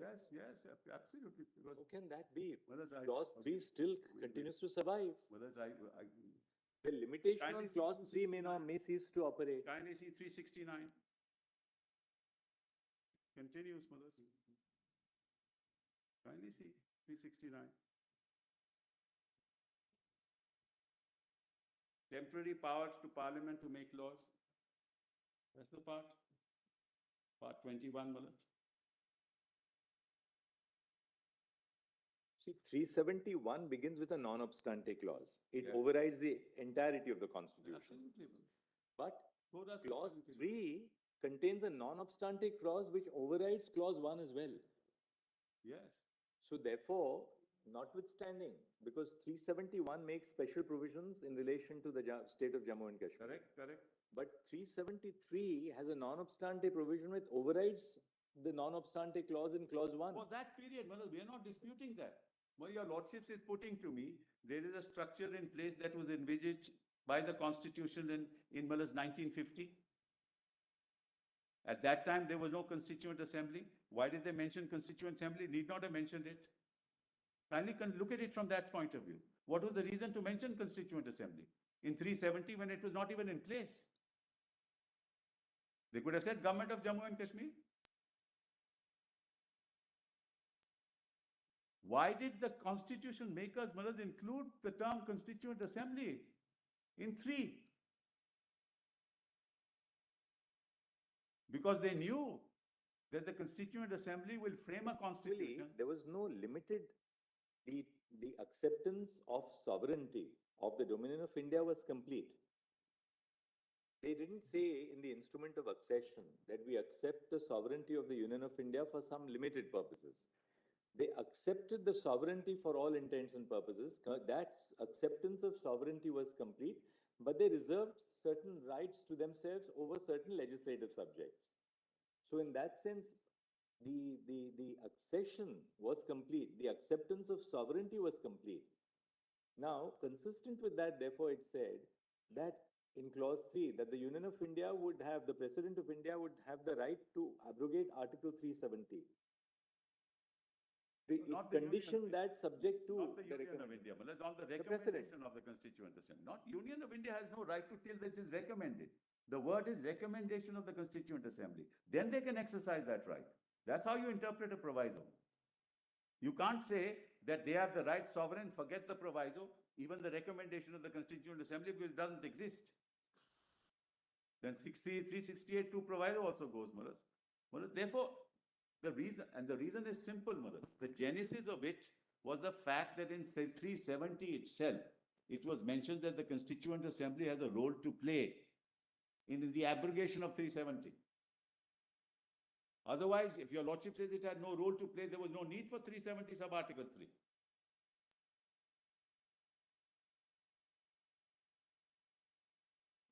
And Maharaj, look at the concurrence power. Even those powers, Maharaj, were of no relevance thereafter because the constitution of Jammu and Kashmir was in place. Therefore, there was no need for concurrence anymore. Because now you have a constitution of the Jammu and Kashmir. So that also became otious. You have to see, Maharaj, the historical perspective in the context of which Jammu and Kashmir ultimately signed the instrument of accession. Nobody disputes whether they are integrated into India, but subjected to a constitutional provision. Therefore, the submission is that once the period stipulated in the proviso to clause 3 had come to an end, Yes. the power under clause 3 itself came to an end. Because it's no longer alive. The Constituent Assembly, like in India, Maharaj, can, for example, today, Maharaj, there can't be a provision in the Constitution of India with reference to a Constituent Assembly because the Constituent Assembly has worked itself out. It has formed the Constitution. Now, if it is decided that they would have abrogate 370, the Constituent Assembly would have said, we abrogate 370. Which is why it was a temporary provision. Not because of the fact that under as a Union of India, it was Oh, Mr. deemed to be a temporary. How could it be? Simple, sorry interrupting you at this stage. It does maybe just putting a question. Sure, I'm sure. not, if one looks at Article 370, clause 1B, 1B, yes. the power of the parliament to make laws for the state shall be limited to, it says, matter in the union list and the concurrent list in consultation with the, which in consultation with the government of the states are declared by the president to correspond to matters specified in the instrument of accession governing the accession of the state to the dominion of India. Right. To such other matters in the list as with the concurrence of the state, government of the state, the president may, in the order may specify. Yes. Then explanation deals with what is meant by the concurrence of the state. Right. Then it says that provided that no such order, the first proviso, provided that no such order which relates to the matter specified in the instrument of accession of the state referred to in paragraph 1 of subclause B shall be issued except in consultation with the government of the state. Correct.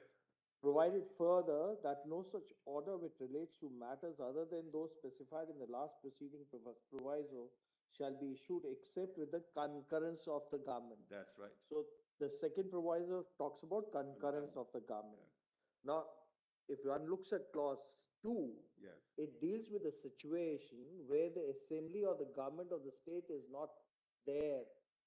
It deals with the period when the constitutional assembly of the state was in existence, but the government or the elected assembly was not in existence. And therefore, the proviso to clause 3 will only be applicable as long as the government of the state or the assembly is not elected.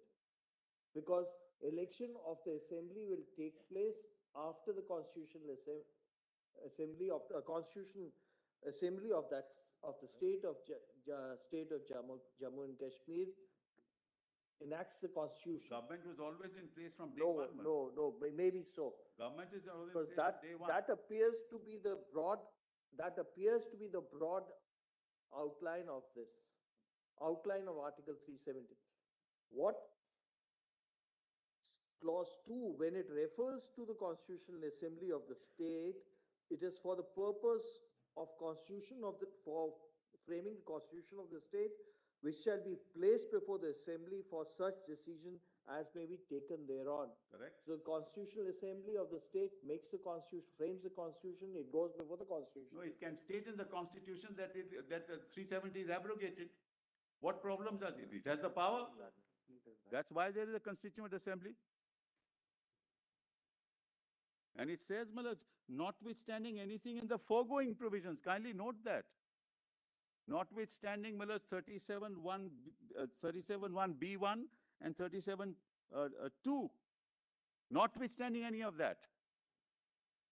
So, Malaj, you start the article by saying notwithstanding anything in this constitution, and 3 starts with notwithstanding anything in the foregoing provisions. That is notwithstanding the opening part of the article also. There was a government, yes. Yes. Extent of Constituent Assembly of the state. Yes. If sub-article 3, Yes. according to you, Yes. has become non-existent, ceased to operative, Yes. then how the very temporary nature of Article 370 will survive? That's why, because it's temporary, because the Constituent Assembly had not been framed, but at that point in time had not been constituted. In 1950, when this provision was added in the Constitution. No, if sub-article 3 goes, then that means Article 370 can never be abrogated. Yes, that's the whole point, Malaj. That is our case. Then how it is temporary?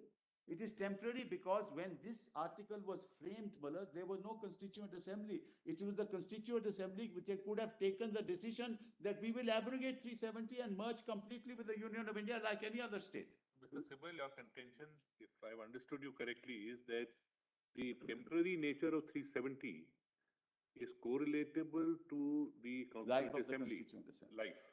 That's my And argument. in a way, subclause 3 becomes otious once the Constituent Assembly ceases to exist. Correct. This is your contention. My contention. From 51 to 57, I it is will temporary. take your lordships of the Constituent Assembly, they say the same thing. Mr. Iyengar, they say the same thing, what I'm saying, Malaj. I'm just trying to phrase it as I understand I- it. because I- I'm clear The that lordships have understood it, and I also understand your lordships, what your lordships are thinking, Malaj. So I have to respond to that. According to it is temporary between 51 to 57 That's correct. and thereafter permanent. The reason is simple, Malaj, all constituent assemblies are temporary. There is no permanence in a constituent assembly. So when you, Role is limited to framing the constitution. yes. Therefore, Malaj, if it is temporary by its nature, which is why I started by saying this is a political exercise. That's why I, Malaj, started with that summation before your lordships. The formation of a constituent assembly is a political exercise to ensure that people within the territory of a particular region, their aspirations are taken into account to formulate a law and a constitution to ensure that those aspirations are met in future times to come. It's not a law-making exercise. Then they framed the constitution to take into account those aspirations. That's how our republic came into force. Because there was the 1935 Act, there was diversity. Well, let's kindly look at it historically. Let's not forget the law for the moment. Look at it historically. If you look at Europe and the making of the nation states in Europe, how did that happen? It happened because there were large empires, the Austro-Hungarian Empire, Prussian Empire. And whereas those large empires had communities and within those empires, there were peoples of different languages, of different cultures, of different ethnic lot. So it is the breakup of the empire that led to the rise of the nation state, the Treaty of Utrecht, the 1848 revolutions. Right?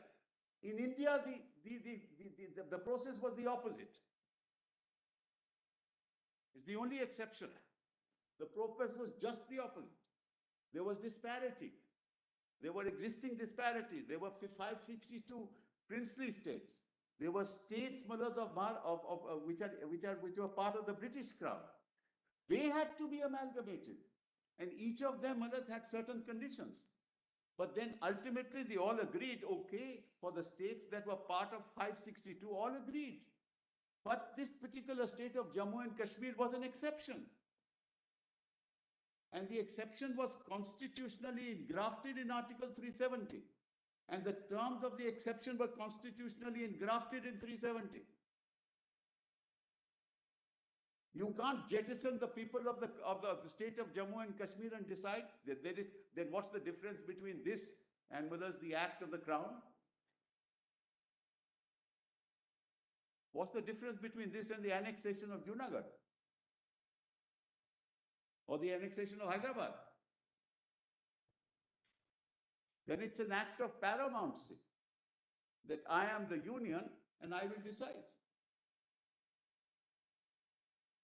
When you have constitutionally, well, has committed yourself that if this is to be done, you have to follow a process which two sovereign authorities have agreed upon and it grafted in Article 370.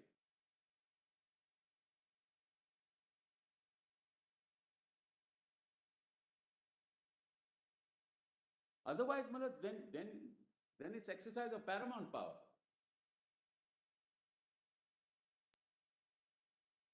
In the assimilative exercise carried out,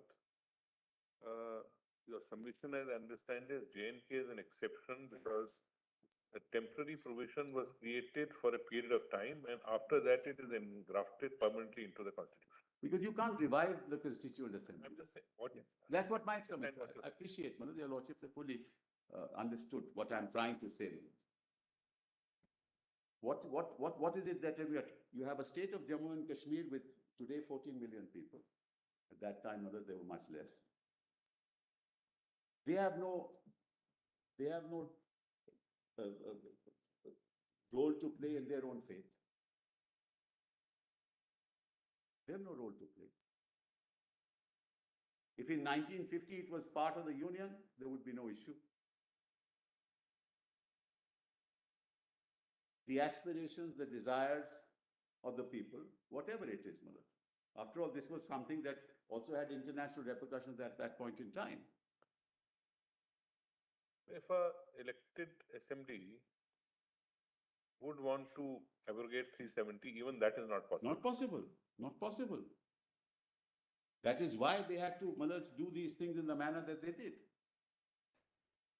But the only way we can reach to that conclusion is by saying that once the period for the work of the Constituent Assembly of the state comes to an end, then what is essentially a temporary provision assumes a permanent character in the Constitution. But that, yes, Lordship is right. Except But if that hypothesis is not accepted, then the only basis on which you can really, place your petitions here is that by asserting that a pre-constitution compact, which was entered into between an independent state and a state in which it has merged, so to speak, is enforceable, irrespective of what the legislative power of the merging state is. because, Manoj, the legislative power, both of the parliament here, cannot override, Manoj, the powers under 356 of the Constitution. Because what has been used is 356. There is no such power under 356 that can, Manoj, take Or can an independent state which accepts the sovereignty of another state unconditionally still say that, well, if the parliament of that state to which we have assumed the sovereignty of is still restrained in terms of the original compact? Well, it's unconditional, Manoj. It's unconditional. And apart from, forget about that. Can Parliament of India, Manoj, Parliament of India, in the context of its responsibilities and powers under the Constitution of India, do an act beyond 356? Can't. There are very complex issues that your lordships will have to decide. This power is exercised under 356. How is that can be exercised under 356? 356 itself is a temporary power. What are you trying to say to me? Well, what you are saying is, which means even, let us say, a hypothesis that the will of the people is to abrogate it. Yes. Which is reflected by an assembly elected. Yes. You are saying even that scenario, it cannot be done. Trying to understand the consecutor would be, even then it can't be done. But that would be a political act then, Manoj. I would say that if that situation arises, it would be a political act. That's not been done, but be that as it may. Manoj, kindly look at it from this point of view. 356 itself is a temporary provision. What's the purpose of 366? To restore democracy. is the intention behind the 356 position, which is a temporary provision to decimate democracy? No, Mr. Simple, let's keep 356 aside for the time being, because we are now interpreting No, I'm only 370. saying that. We are interpreting clause 3 Yeah. to I'm just, 70. yeah, I appreciate what. We can't bring. No, I'm only saying these Look, are issues and, that will and arise. if one looks at it carefully, Yeah, subclause B2 says such other matters in the said list with the concurrence of the government of the state, the president may by order specify. So all other matters which are not included in clause 1 required. can be now, the parliament of the country can legislate with the concurrence Yes, of the government of the state. correct. Now, what is meant by the concurrence of the government of the state is specified in clause 2, Yes, as long as there is no legislative assembly. correct. In that case, it's the Constituent Assembly which will have the power, Yes, and after the state assembly has been constituted, then it will be placed before the state assembly. correct. That's the purport of clause 2. Absolutely right. So that's also worked itself out. One. Yes, But once once the state assembly has been constituted right. in terms of the constitution of the state, then it is governed by the proviso first and the second proviso to clause 1, Yes, which says, provided that no such order which relates to matters specified so and so in consultation with the government of the state, Yes. concurrence is not required That's because it's first already time. included in the yes, order of accession. The second proviso applies when it is not included in the order of Right, succession right. and says, provided further that no such order which relates to matters referred to in the last provision shall be except with the concurrence of the government. Correct. So all that is required is concurrence of the government. right. But to say that the proviso to clause 3 Right. will operate even after No, it the says this constitution. article shall cease to operate, not just any laws, that this article shall cease to operate. There's a difference, Mullah. Actually, proviso 1 and proviso 2 have worked themselves out. Because now you have a constitution. Yes, it's not worked itself out. It will continue to apply as long as there is concurrence of the state government. That's right. And in between, the constitution in 1957 is framed, Mullah. So that there was no CO after that. Except for the ones, there were a couple of COs, but ultimately it's in three, it's in, that's different.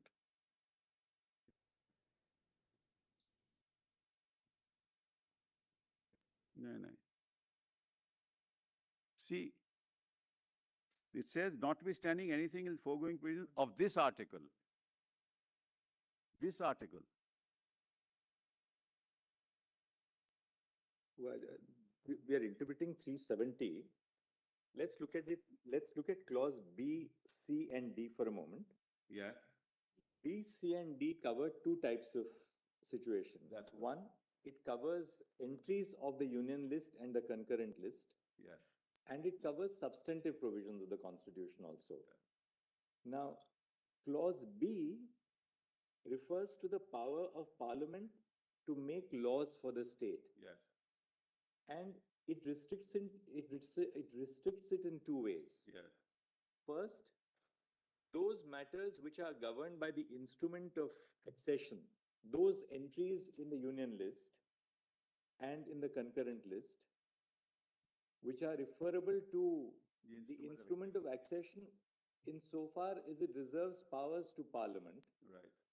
those have to be specified by the Government of India, by the President, Absolutely. in consultation with the state. Absolutely. So B1 refers to those matters in the union list and the concurrent list. Right. Hmm? Right. B2 refers to such other matters in the said lists in which concurrence of the government of the state is concerned, right? So the entirety of B is confined to matters in the union list and the concurrent list. Correct, correct. Now we come to clause C. Yes, Clause C refers to a substantive article of the Constitution, Right. Article 1, yes. right? Now we come to clause D, And 370, not just Article 1. right? And of this article, you're right. And this And article. now clause D. Hmm. Clause D refers to such of the other provisions of this Constitution, Right, they shall apply in relation to that state subject to such exceptions and modifications as the President may by order specify. correct. So clause D now is beyond the ambit of clause A. Clause A refers only to the entries of the union list and the concurrent list, right? Clause D refers to the other provisions of the Constitution, apart from the union Not and the including concurrent list. 1 and 370. This is the problem. Right. Now look at the proviso to clause D. Yes. The proviso says that no such order Hmm. which relates to the matters specified in the instrument of accession of the state referred to in paragraph 1 of subclause B Correct. shall be issued except in consultation with the government of the state. That's right. In other words, the first proviso Yes, refers to the entries of the union list and the concurrent list, yes. right? Right. The second proviso provided further that no such order. Yeah. Now, which is such order? It refers to the order which is referred to in the first proviso. That's Therefore, the the use B1. of the word such Yeah. order, which relates to matters other than those referred to in the last preceding proviso shall be issued except with the concurrence of that That's government. correct, that's In other words, the whole area of concurrence, consultation and consent is confined to the entries of the union list and the concurrent list. Because that's very clear from the whole scheme. B1, matters in the union list and the concurrent list. Mhm. B2, such other matters in the union and the concurrent list. Yes, Then go to clause D. yes. Clause D refers to the provisions of the Constitution, Provisions of this constitution. of this Constitution, Yes, right? yes. Now, Subject to, it will be. the applied to- presidential power, the presidential power to, the power of parliament or such of the provisions of this constitution shall apply in relation to the state subject to such exceptions and modifications as the president may by Yeah. order specify. Yeah. In other words, the president is given an untrammeled power to specify which are the provisions of the constitution which shall apply to the state of Jammu and Kashmir. That is conditioned by the first proviso and the second proviso. Right, But the first proviso and the second proviso don't relate to the substantive provisions of the Constitution at all. They only refer to the matters governed in the union list and the concurrent list. only the first proviso, not. One two. second. Orders, Malak. Right. You're right. Yes. Deals with deals with the presidential order. First proviso mentions But- the list, but not the second D, proviso. D recognizes as inhering in the president the power to decide which of the substantive provisions of the Constitution shall apply to Jammu and Kashmir. Now, that power of the president That's is subject to conditioned by the first and the second proviso. Yes. But the first and second proviso to clause D No, see, only. provided further that no such order shall relate. So no such order means the order referred to in the first proviso. And the first proviso only refers to clause 1. Malak, Of these only subclause orders, B. Malak, not, these only orders. Yes, these orders. I understand that, yes. No, 1 second. No, you're not getting the point. The point is this, that D refers to an order which may be passed by the president, making applicable provisions of the Constitution to the state of Jammu and Kashmir with adaptations or modifications. Now the question, including the list, now, yes, now what the first proviso says is that no such order which relates to matters specified in the instrument of accession specified in paragraph 1 of clause B Correct. shall be issued except with That's the consultation. instrument of accession, Malak. But that pertains only to the entries in the union list and the concurrent list. Yes. Absolutely. Yes, You need Mr. the face of it. That's, The second proviso, Malak. Now the second proviso. Now the second proviso says, provided Other than that those referred. no such order Yes.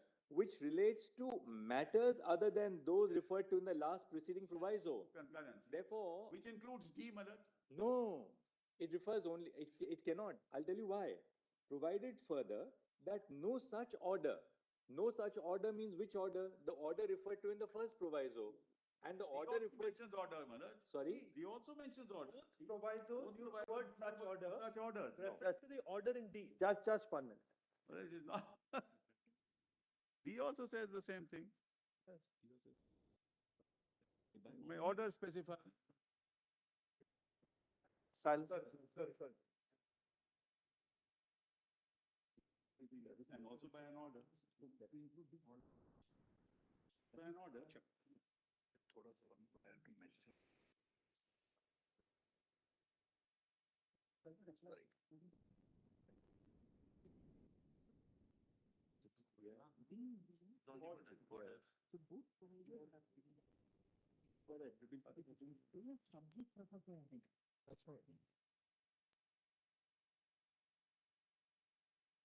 There is different methodology. When Parliament makes Yeah, law, yeah. take the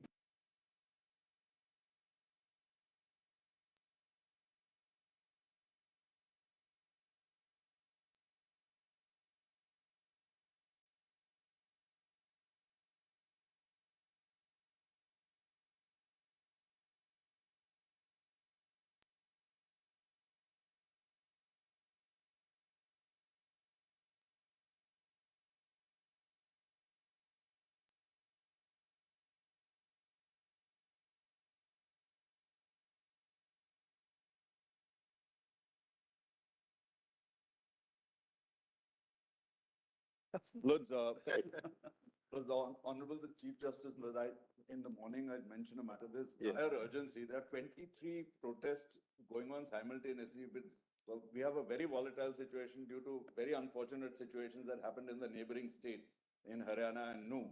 Now there are 23 protests going on in Delhi. Have you circulated your email? We sent it, Lords, to I'll the, pass orders immediately. if your lordships could please, at Of course, lunchtime. that's what that's what the circular says. I'll do that. Can I hand over hard copies of the IAM, Lords? You circulated an email, right? I'll pass orders on. But the email went to the learned registrar judicial because we couldn't find another email He address. doesn't even allow me to use the washroom. He's waiting just outside to take orders the moment I come to my chamber. Right. No, we also circulated to the Honorable Court Master, your Lordship's Court Master.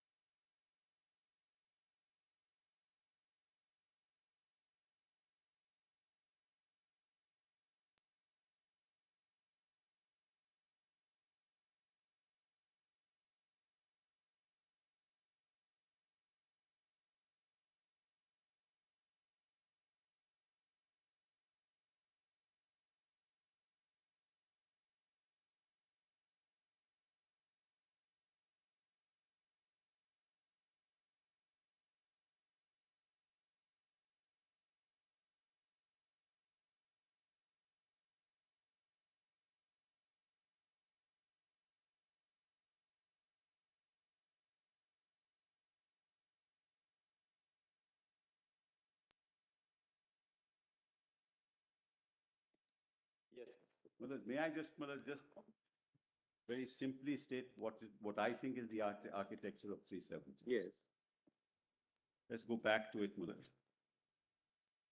Notwithstanding anything in this constitution, the provisions of Article 238 shall not apply in relation to Jammu and Kashmir. That's done away with now, Mullah, because those are Part A, Part B, Part C, Part D states. Therefore, Mullah, that's over. We're not part of any of those states. The power of Parliament. Now, here, Mullah, relates to the power of Parliament to make laws. Just kindly note that. That's the ordinary lawmaking power. Yes, the ordinary lawmaking power for the state shall be limited. Now, that's important. Even the lawmaking power is limited to those matters in the union list and the concurrent list. Your lordships will see state list is out because residuary power is in the state, which in consultation with the government of the state are declared by the president to correspond to matters specified in the instrument of accession governing the accession of the state to the Dominion of India as the matters with respect to which the Dominion legislature may make laws in that state. So that's that list, Manoj. We saw the list in the morning. The list in the morning. So it is only those that Parliament may make laws, but that also with consultation. And consultation is mentioned here itself. Doesn't have to be repeated in the proviso, it's mentioned here itself. Correct? That also has to be consultation.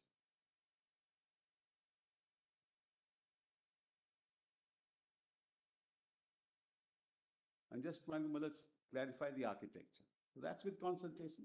Now you come to B. Such other matters, that is again power of Parliament to make laws. Such other matters in the said list, so apart from the lists that are in the instrument of accession, such other matters in the said No, list. this list refers to union and concurrent list. Yes. Only list 1 and 3. 1 and 3. Right. As with the concurrence of the government. So now, Mullahs, that law has to be also with concurrence of the government. So we are dealing only with laws here. Lawmaking power. That's the first, Mullahs, limb of the argument.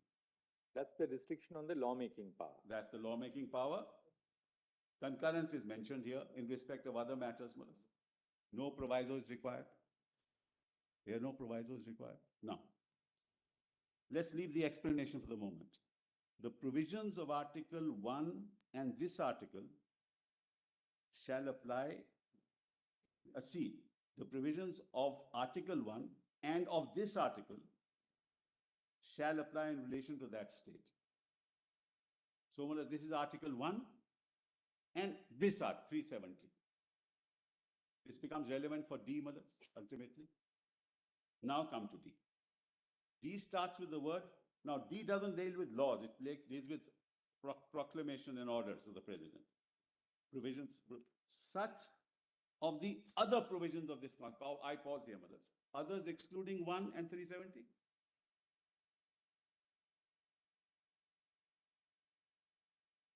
One second, hold on, let my lords read it.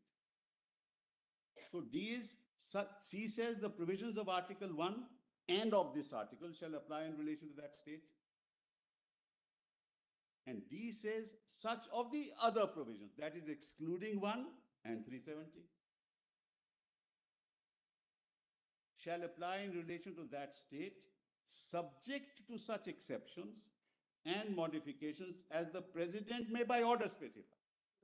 Just 1 minute. C cannot be read in isolation without reading sub clause 1. Notwithstanding anything contained in this constitution, Correct? the provisions of Article 1 and this article shall apply in relation to that state. Correct. So that means only that Article 1 and this article will apply only in relation That's to all that. I'm saying, nothing more. Then read D. Now D, if one reads D, Such of the other provisions. correct, Which means 1 and 370. As well as other than the matters in the concurrent and the union list. That's correct. That also. That also, I agree. And 238 also. Just 1 minute.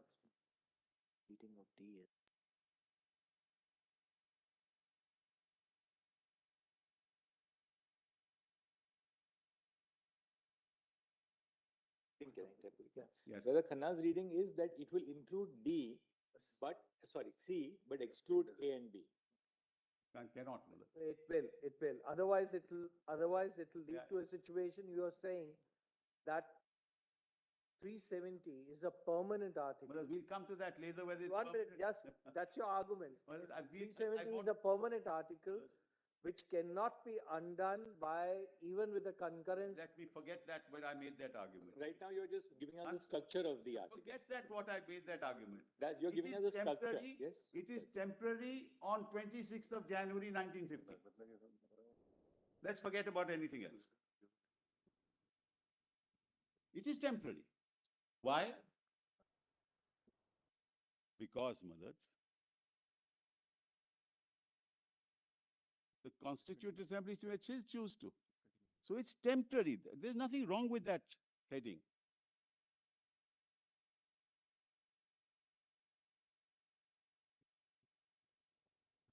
Let me finish. Let me finish the architecture and then I'll come back.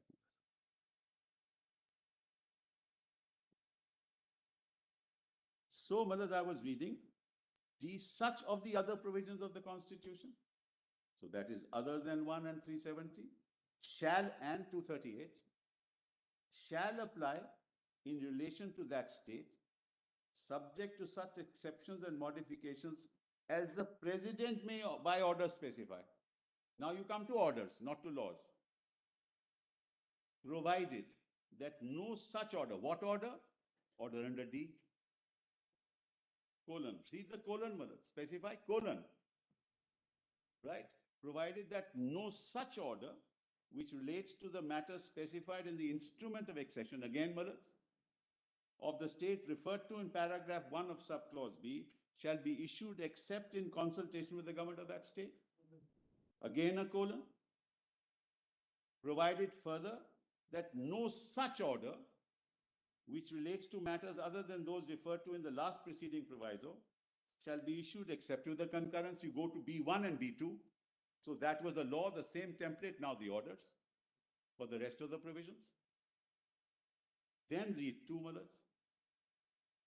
If the concurrence of the government of the state referred to in paragraph 2 of subclause B of clause 1 or in second proviso to subclause D of that clause be given before the Constituent Assembly for the purpose of framing the constitution of the state is convened, it shall be placed before such assembly for such decision and may be taken thereon. Same template of B and D, Malad. And they can reject it. They need not confirm it. That's how you retain sovereignty, which is the instrument of accession. And if it don't retain it, it's temporary. That's why temporary. Well, I'm just trying to explain. With the structure of 370. Yeah. You complete clause 3, Yeah. then I have one question. Sure, But no, but we'll first, you can complete, otherwise I'll be breaking your link. It's on some unrelated area, therefore. Notwithstanding anything in the foregoing provision. So, Malad, it's notwithstanding in the beginning of the article. Please note that. Notwithstanding anything in the foregoing provisions of this article, so notwithstanding in 370, the President may by public notification declare that the article shall cease to be operative or shall be operative only with such exceptions and modifications and from such date as he may specify, provided that the recommendation of the Constituent Assembly shall be necessary before the President issues such a notification. So if the Constituent Assembly recommends it, namely, that we want to abrogate 370, then on that recommendation, the President will issue a notification. And this article is contained in subclause 3. Doesn't have to be in D.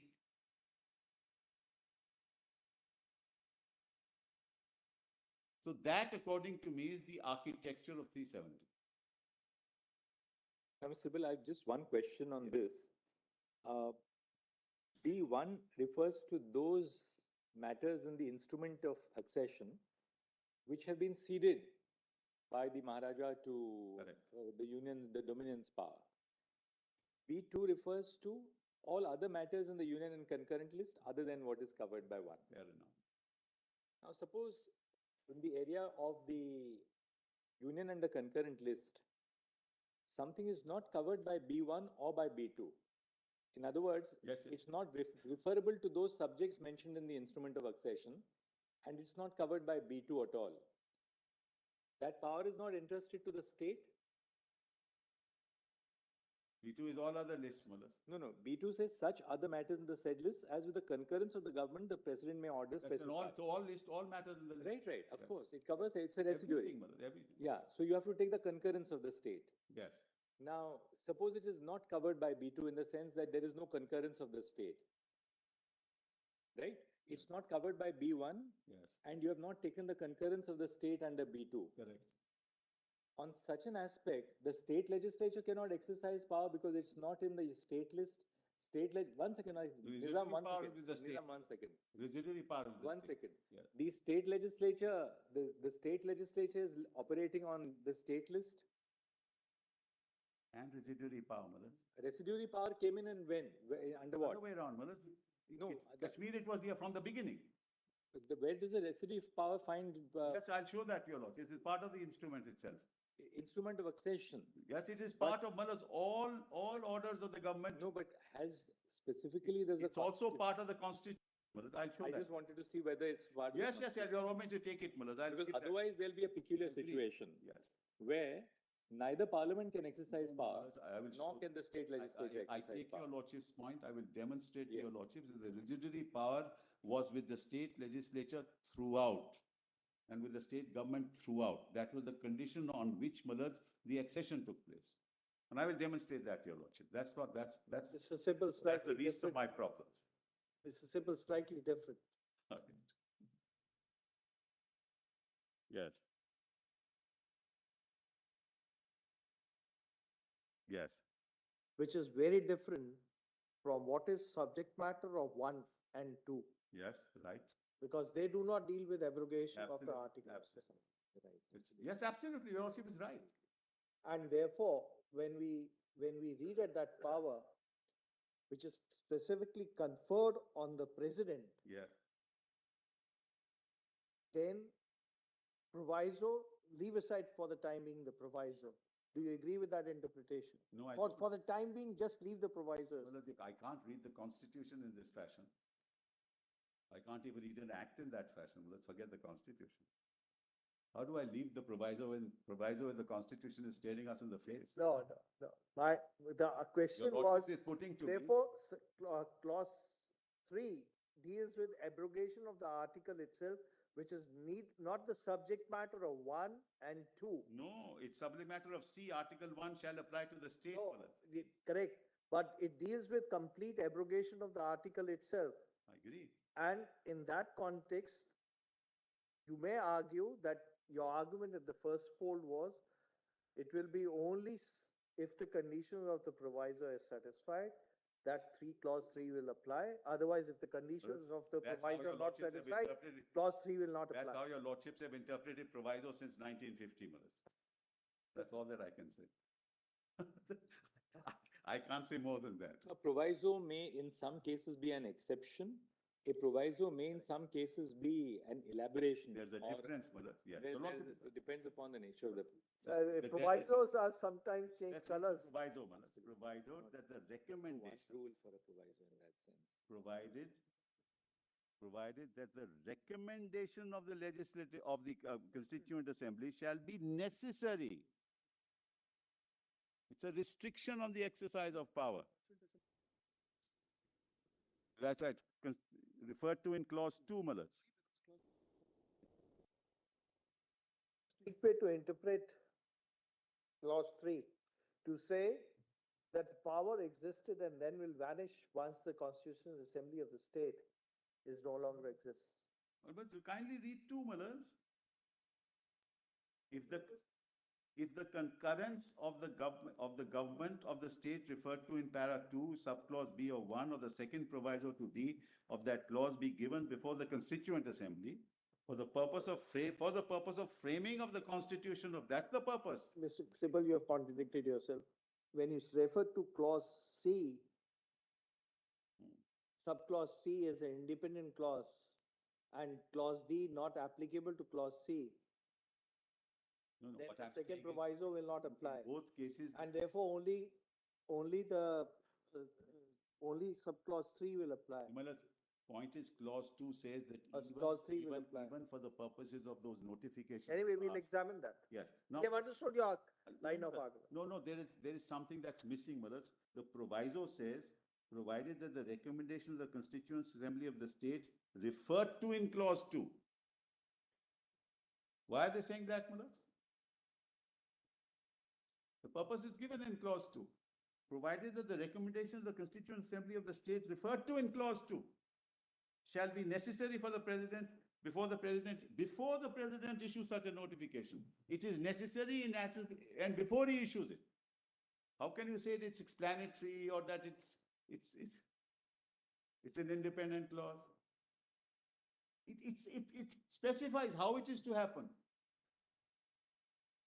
It has to happen before, that is, the permission has to have before.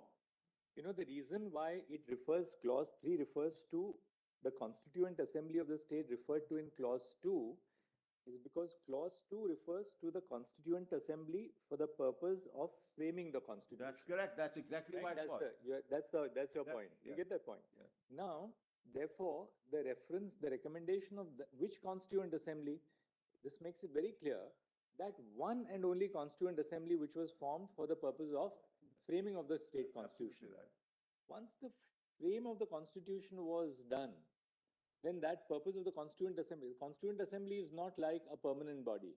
Like Parliament is a permanent body, the Supreme Court is a permanent No body. doubt about it. It's a body which has a specific purpose and then after it becomes functus officio, Right. so to speak. Right.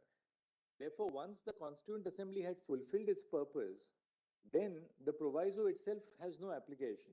No, this is the problem, Malaj, the problem there is, then you are applying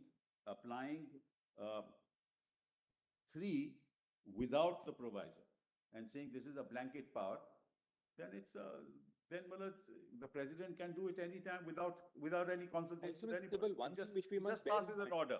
Mr. That I Sibal, integrate, one thing- that's. One surely, thing which we surely. have to also bear in mind is all these provisions are in Part 21. Part 21 has used 3 expressions: temporary, transitional, and special. Correct? Temporary provisions are those which are intended to be in existence for a limited period of time, That's right. but without a point of terminus, right? A temporary government servant. That person is temporary Sure. for a limited period of time, Right. but whose services are to be terminated. Until you are terminating the services of that person still continues. Right. That's that broad concept, of temporary. Absolutely right. Transitional means something which necessarily has a terminus. That's right. That it Laws comes to made an- earlier, laws Right. made I'll earlier. show you some of the transitional provisions in this part. Right. And third is special. Right. Now we'll see, for instance, after 370, we'll get some idea from the provisions after 370. Say 371, special provision with respect to Maharashtra and Gujarat. 371A, special provision for Nagaland. Yes. Then we get 371B, special provision for Assam. Correct. 371C, special provision for Manipur. That's correct. D, for the state of Andhra Pradesh and Telangana. Right. E, establishment of Central University in AP. F is special provision for Sikkim, which came in 75. Right. G, Mizoram. H, special provision for Arunachal. Yes. Then I for state of Goa. J for the state of Karnataka. Right. Now, after these special provisions end, we come to 372, Right. which continuance in force of Existing laws. existing laws, Yes. which then says, shall continue in force until altered or repealed or amended by competent legislature Right. or by any other, like the penal code. Right. It just continued in force until it is altered. Then similarly, now we have 372A, power of the president to adapt laws. Right. And it says the president may by order made before the 1st of November 1957 make such adaptations and modifications. Right. So this was a transitional provision that the president had to make those adaptations by the 1st of November 1957. So it was a transitional provision. After that, the power lapses. So similarly, 373, was then came the provisions relating to the judges whose services had to be taken over by the Union of India, public service commissions, so on and so forth. And then 392, the power of the president to remove difficulties. Right. So therefore, part 21 basically covers special provisions, temporary provisions, and transitional provisions. Right. Now, it doesn't use the expression transitional in any head note or marginal note to the articles. But temporary and special are used in the marginal notes to specific articles of part 21. And 370 specifically uses the expression temporary. It had to, Malad.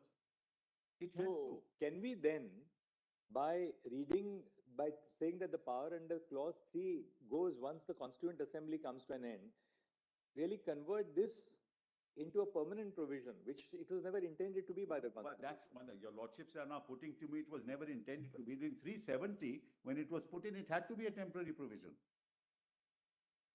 It had to be, Malad. There was nothing there at that point in time.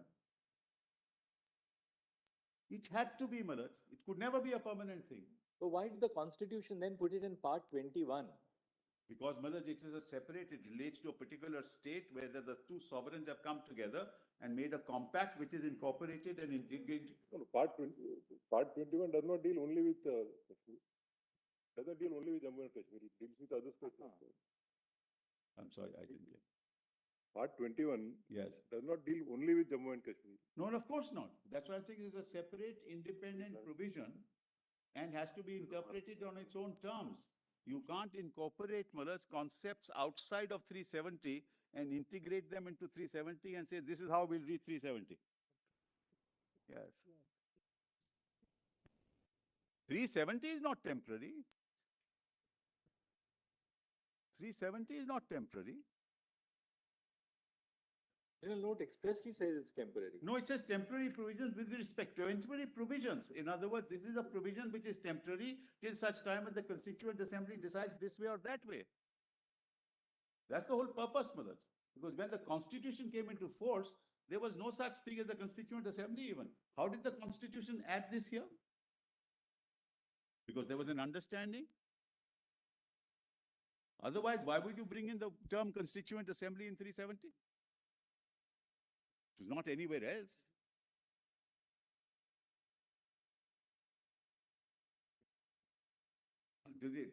Supposing, not that I should say so, because one never knows. Supposing the Constituent Assembly decided not to be with India, then what happens?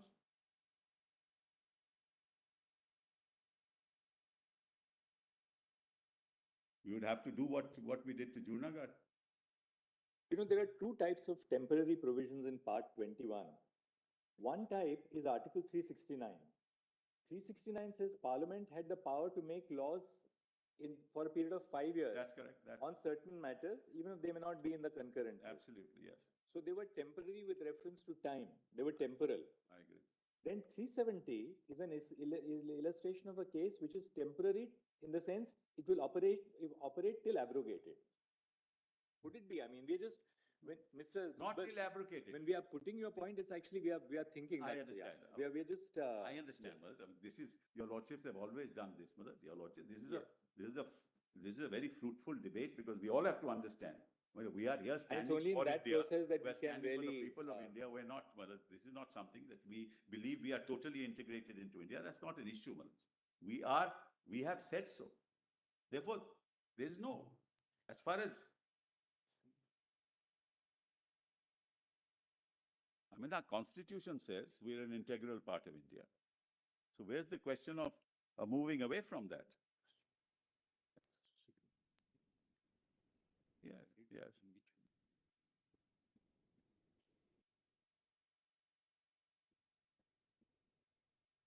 Yes.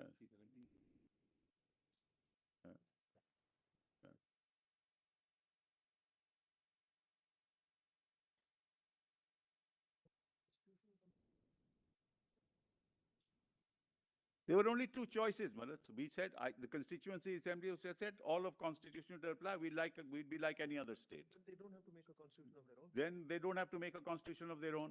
Indian constitution applies. Once again, they don't have to make a constitution of their own. The Constituent Assembly would say, we integrate into India, we're part of India, we're like any other state, we don't need a constitution, and all those lists will apply. That power is there.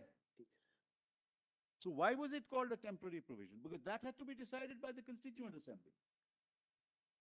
And then you interpret the terms to find out how that power is to be exercised.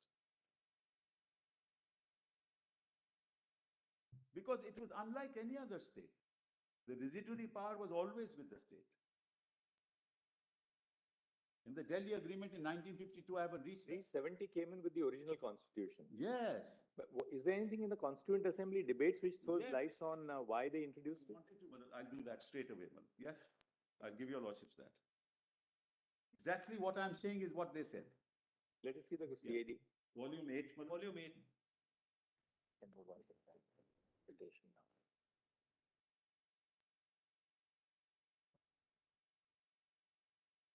This volume 8, huh?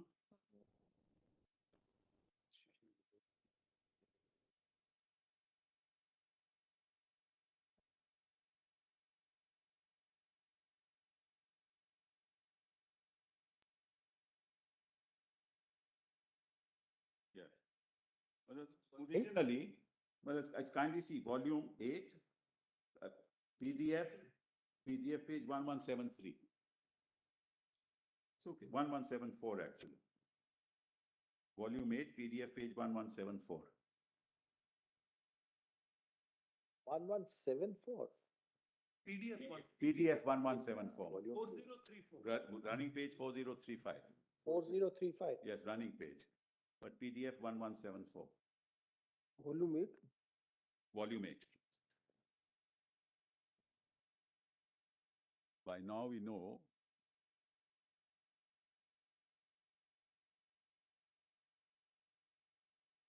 your lordships elicit answers in order to find out what we wish to say. Not that your lordships have ever decided on one way or the other. You always do that, and I've seen Till the this last happening word is before. said in a matter, Yes, Mr. exactly. Sibal, everything is open. When the printed word comes, that's the last word. Yes, I always felt, Mr. Sibal, the judge is very quiet, there is a problem. That's a real problem. It's a real problem, which we face Actually, Mr. occasionally. Sibal, there are times when you start dictating a judgment, you start dictating it with a certain, And then you change your mind. and you start dictating with a certain conclusion in mind, I see. because that's what you have formed. When you start dictating it, Yes, yes. then you realize that your line of reasoning is wrong, because, when you dictate, the logical syntax has to fall in place when, you are engaged with yourself. Then you realize, no, it's not going to fit in like this. Quite frankly, Malad, and I'll be honest, when I looked at it myself, I asked this question that your lordships is asking me. I must ask that question. 4034, Mr. Yes, 4035. Oh, sorry, 1174, Yes, yes. 1174. Then kindly come to Malad, the sentence starting.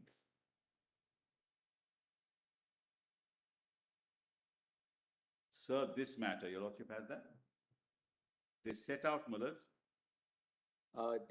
Gopal Swami Iyengar, Yes, I am. Gopal Swami.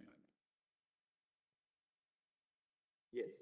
Then it says, sir, this matter, the matter of this particular motion relates to Jammu and Kashmir. The House is fully aware of the fact that the state has acceded to the dominion of India. The history of this accession is also well known. The accession took place on 26th October 1947. Since then, the state had a checkered history. Conditions are yet not normal. The meaning of this accession is that at present the state is a unit of a federal state, namely the Dominion of India. This Dominion is getting transformed into a republic, which will be inaugurated on 26 January 1950. The Jammu and Kashmir state, therefore, has to become a unit of the new Republic of India. As the House is aware, accession to the Dominion always took place by means of an instrument which had to be signed by the ruler of the state and which had to be accepted by the Governor General of India.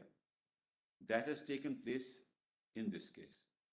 As the House is also aware, instruments of accession are a thing of the past in the new constitution, will be a thing of the past in the new constitution. The states have been integrated with the Federal Republic in such manner that they do not have to exceed or execute a document of accession for the purpose of becoming units of the Republic, but they are mentioned in the constitution itself. And in the case of practically all states other than the state of Jammu and Kashmir, their constitutions also have been embodied in the constitution for the whole of India. And all those other states have agreed to integrate themselves in that way and accept the constitution provided. The discrimination is due to the special, why this discrimination? That's the question asked. The discrimination is due to the special conditions of Kashmir. That particular state is not yet ripe for this kind of integration. It is the hope of everybody here that in due course, even Jammu and Kashmir will become ripe for the same sort of integration as has taken place in the case of other states. At present, it is not possible to achieve that integration. There are various reasons why this is not possible. Now, I shall refer again to this a little later. In the case of other Indian states or unions of states, there are 2 or 3 points which have got to be remembered.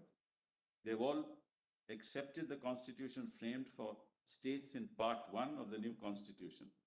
And those provisions have been adapted so as to suit conditions of Indian states and union of states.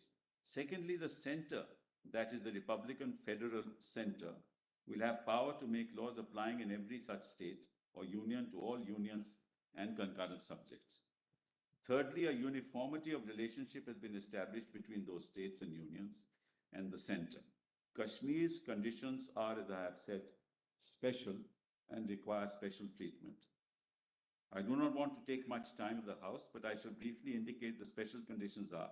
In the first place, there has been a war going on within the limits of Jammu and Kashmir.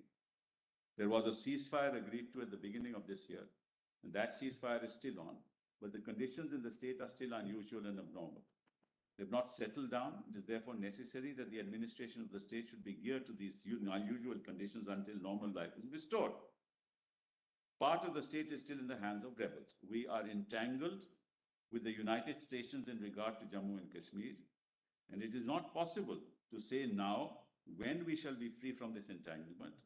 That can take place only when Kashmir problem is satisfactorily settled. Again, the government of India have committed themselves to the people of Kashmir in certain respects. They have committed themselves to the position that an opportunity would be given to the people of the state to decide for themselves whether they will remain with the Republic or wish to go out of it. We are also committed to ascertaining the will of the people by means of a plebiscite, provided that peaceful and normal conditions are restored and the impartiality of the plebiscite. This is not relevant anymore. Next sentence, but this is not relevant.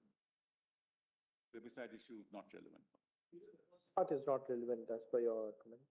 Even the part before that. Yes, now see further, Malad. We have also agreed that the will of the people, through the instrument of a constituent assembly, will determine the constitution of the state as well as the sphere of union jurisdiction of the state. That's why it was a temporary provision. Now, next paragraph. At present, the legislature, which was known as the Praja Sabha in the state, is dead. Neither that legislature nor a constituent assembly can be convoked or can function until complete peace comes to prevail in the state. We've therefore to deal with the government of the state, which, as represented in its council of ministers, reflects the opinion of the largest political party in the state. Till a constituent assembly comes into being, only an interim arrangement is possible, which is why it is temporary, and not an arrangement which could at once be brought into line with the arrangement that exists in the case of other states. This tells your lordships why it is temporary. Now, if you remember the viewpoints that I have mentioned, it is inevitable conclusion that at the present moment we could establish only an interim system. Article 306A as, now what is 306A? 370. is an attempt to establish such a system. Interim till the Constituent Assembly decides. I shall now proceed, Madam, that's not relevant. So clearly, Madam, clearly, it gives you an indication why it was interim. It gives you an indication why it was temporary. Because there was nothing in place. Legislature was not working, Constituent Assembly was not in place, and the will of the people had to be taken, which was reflected in the Constituent Assembly. Therefore, it was temporary. And therefore, 370, Madam, now remember this, when 370 is enacted in 1950, at that point in time, nothing is in place. And yet in 373, they say, you will have to get the recommendation of the Constituent Assembly. That is, dehors the Constituent Assembly having been formed. Dehors its constitution. Why would, Madam, the Constitution say that?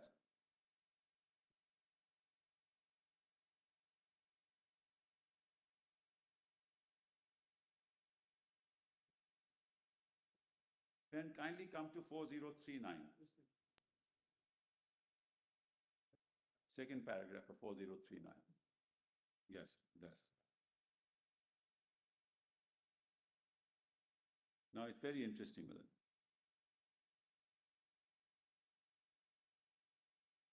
Madam. Let's read the paragraph, then we come to clause 2.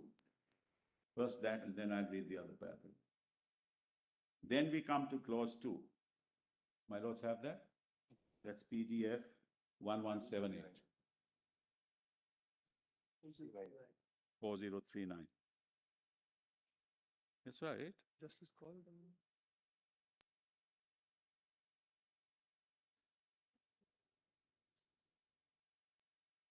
No, Malas, actually, Justice called them. maybe, Malas, I should start Volume with 8, volume 8. volume 8, 1176. Let's take 1176.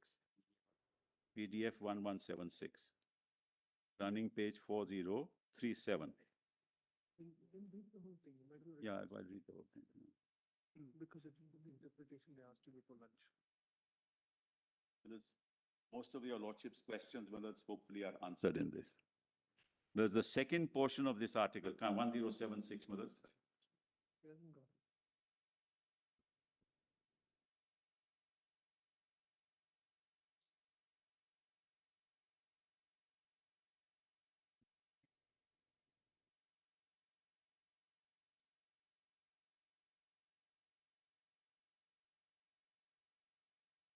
Yes.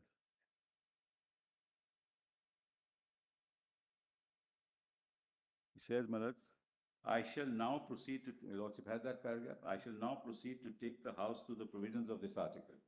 That's 306A, which is 370. As honorable members will remember, the Constitution of Indian States is mainly governed by Article 211A of this Constitution, which applies to the Constitution to Indian States, the Constitution of Indian States, subject to the modifications contained in Part 6A, read with the schedule. So far as that provision is concerned, I've already indicated to you that the provisions regarding the Constitution of other states could not at present be applied to Jammu and Kashmir. Therefore, Clause 1 of A of this article says that the provisions of 211A of his Constitution shall not apply to the state of Jammu and Kashmir. That's 238, Malas. 211A is 238A. Now B. The second portion of this article relates to the legislative authority of Parliament. So Parliament may by law. That's B. Over the state of Jammu and Kashmir. This is governed primarily by the instrument of accession. Broadly speaking, that legislative power is confined to the three subjects of defense, foreign affairs, and communications.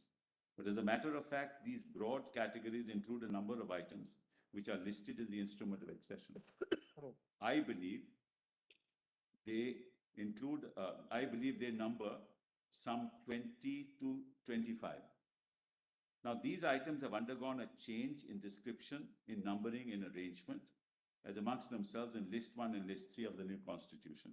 It is therefore necessary that the items mentioned in the instrument of accession should be brought in line with the changed designations of entries in the lists 1 and 3 of the new Constitution. So, Clause 1B of 306A says that this listing of items as per the terms of the new Constitution should be done by the President in consultation with the government of the state. that explains, Manoj. B1. Clause B2 refers to possible additions to the list in the instrument of accession. And these additions could be made according to the provisions of this article with the concurrence of the government of the state. The idea is that even before the Constituent Assembly meets, it may be necessary in the interest of both the center and the state that certain items which are not included in the instrument of accession would be appropriately added to the list in that instrument so that administration, legislation, and executive action might be furthered. And as this may happen before the Constituent Assembly meets, the only authority from whom we can get consent for the addition in the government of the state that is provided for. Then there is the explanation, which defines what the government of the state means. The government of the state is defined both in the constitution, which is now supposed to be in the force in Jammu and Kashmir, the state, as well as the proclamation with the Maharaja issued on 5th March 1948, the terms of which are as follows. Then kindly come to C and D. Yes, second last paragraph in 1177, PDF 1177. 4038. My lord has that. Clause C and D refer to the provisions of the Constitution other than matters listed in 1 and 3. These various provisions have been divided into certain categories. The first, according to this draft, is that Article 1 of the Constitution will automatically apply. As you know, it describes the territory of India and includes among those territories all the states mentioned in Part 3, and Jammu and Kashmir is one of the states mentioned in Part 3. With regard to the other provisions in the Constitution, these will apply to the Jammu and Kashmir state with such exceptions and modifications as may be decided on when the President issues an order to that effect. The order can be issued. Just read the sentence once again. With regard to other provisions of the Constitution, Yes, these will apply when the President issues an order to that effect. yes, That order can be issued with regard to subjects mentioned in the instrument of accession only after consultation with the government of the Yes. state. yes. With Correct. regard to other matters, concurrence of the government has to be taken. That's B1 and B2, Madam. Two provisos, B1 and B2.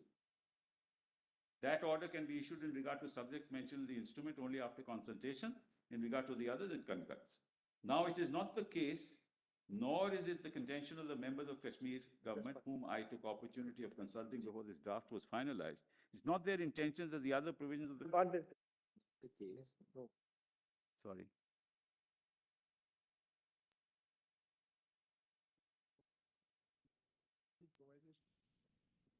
That's right.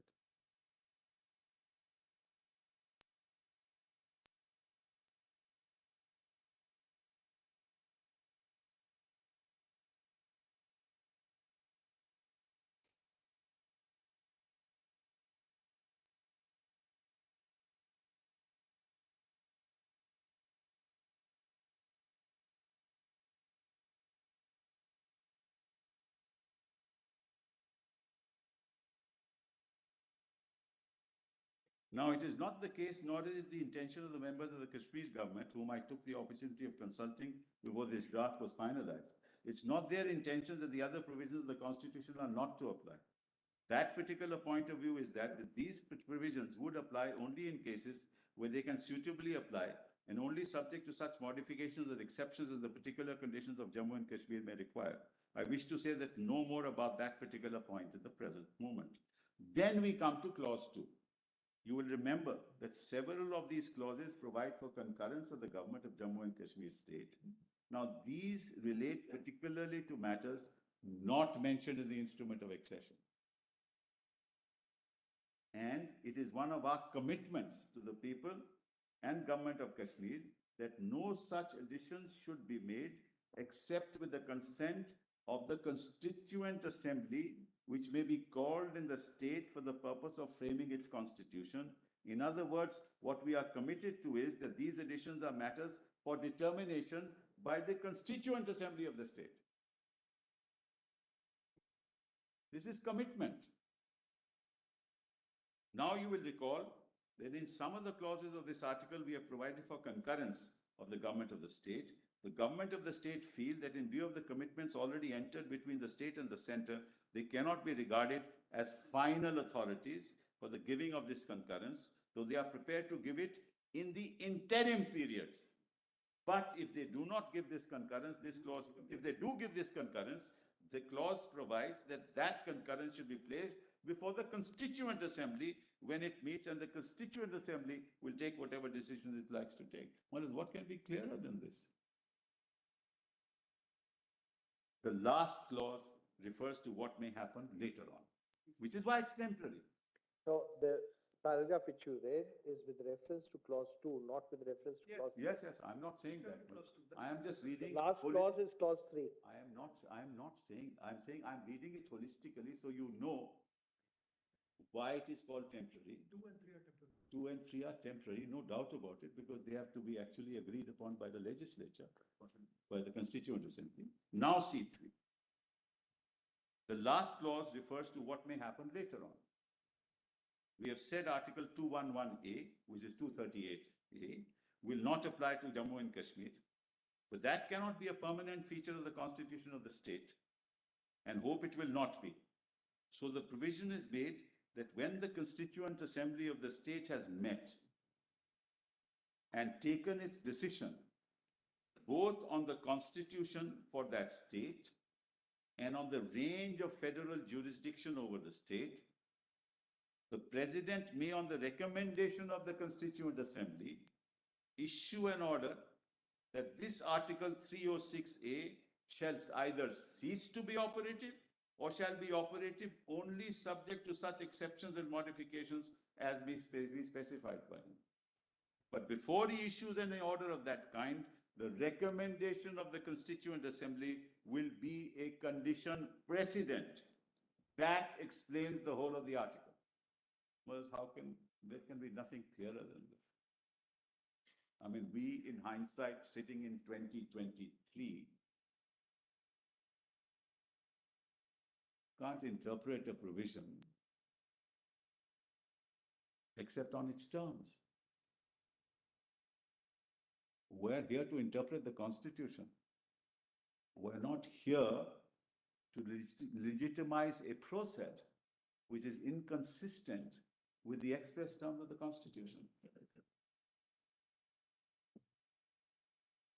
Next paragraph. The effect of this article is that the Jammu and Kashmir state, which is now a part of India, will continue to be a part of India, will be a unit of the future Federal Republic of India, and the Union legislature will get jurisdiction to enact laws on matters specified either in the instrument of accession or by later addition with the concurrence of the government of the state, and steps have to be taken for the purpose of convening a Constituent Assembly in due course, which will go into the matters I have already referred to. When it comes to a decision on the different matters, it will make a recommendation to the President, who will either abrogate 306A or direct that it shall apply with such modifications and exceptions that the Constituent Assembly may recommend. That, sir, is briefly a description of the effect of this article, and I hope the House will carry it. This explains several things. One, why it was a temporary provision. Two, Constituent Assembly had not been constituted then. It was envisaged in our Constitution that it will be constituted. And the ultimate authority of abrogating 370 will be left to the Constituent Assembly. And a precondition of that would be a recommendation of the Constituent Assembly for the President to pass an order. Absent that, it can't be done. That was the understanding of the lawmakers, of the Constitution makers of India, of the Constituent Assembly. That is why it was put in. It was not a temporary provision in the sense that it had ultimately 370 had to be abrogated. That's not the meaning of the temporary provision that we're talking about. In any case, Malaz, a heading of an article can determine the content of the article.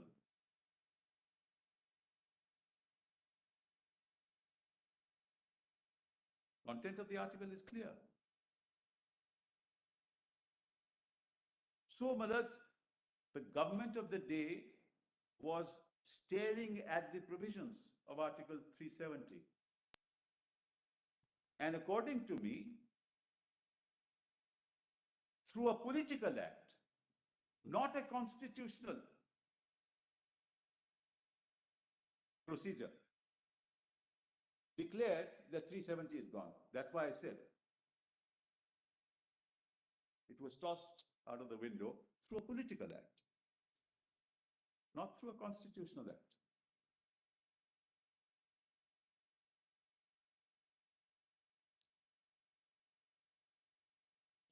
Such a political act cannot be determined by the Parliament of India. It's not in the remit of the Parliament of India to take a political decision to abrogate 370. And I will demonstrate as we move along, Wallace, how it was done and in what manner it was done.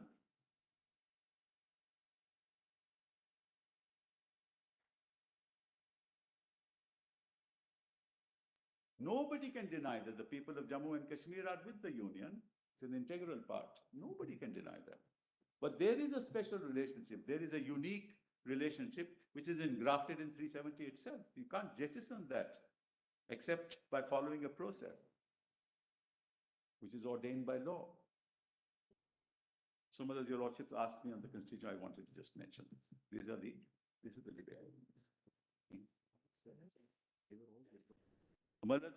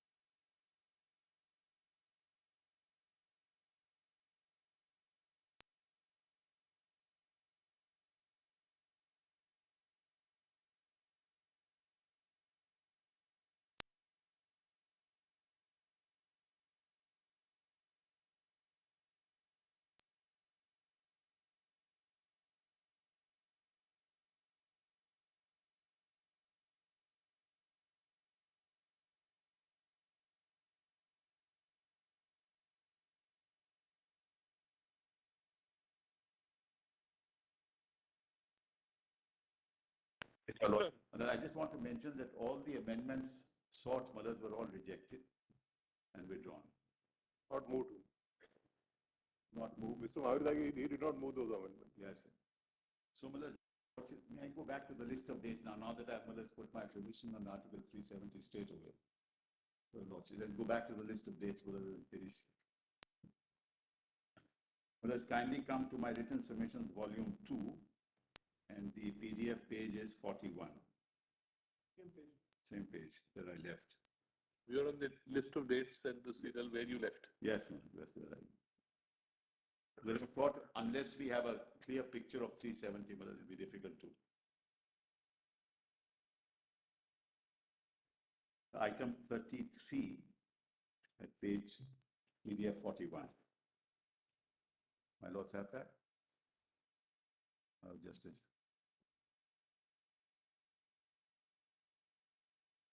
So we can't. Yes.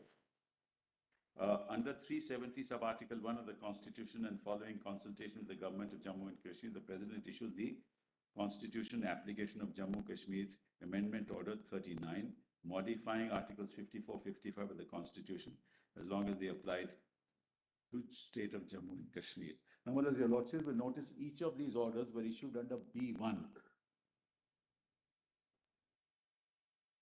D1, all of these orders. B1. D1, B1. all of these orders. Then in 1952, on the 10th of June, whereas on June 10, 52, the basic principles of Committee of Jammu and Kashmir Constituent Assembly submitted its interim report to the Jammu and Kashmir Constituent Assembly and recommended that the form of the future constitution of Jammu and Kashmir shall be wholly democratic. The institution of hereditary rulership shall be terminated. The office of the head of state shall be elective. Then the next is very important. In 1952, the Delhi Agreement of 1952 was entered into between the Government of India and the Government of Jammu and Kashmir. Under this agreement, the Government of India agreed that while residuary powers of the legislature vested in Parliament in respect of other states, in the case of Jammu and Kashmir, such powers vested in the state itself. This is what my lord asked me the question. Now, let us kindly read this document. It's very important. Volume 1 of the compilation of documents, pages 13, PDF 13. 1 second. Yes. 1 second.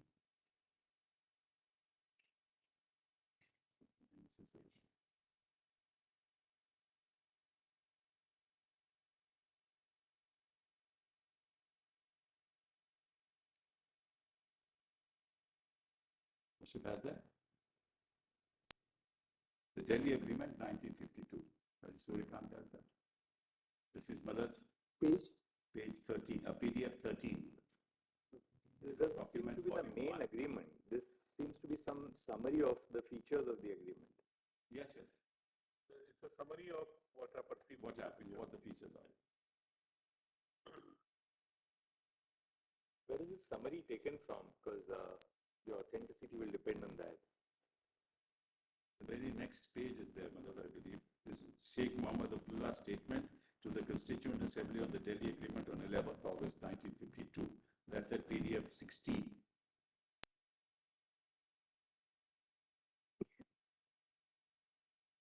That's the actual extract. Yes, I can read that, Madhav. I can read that. That's not the original either. I'll get you the original, Madhav. They'll have it in any case. What? Yes. That's the extract from the original. Are you sure?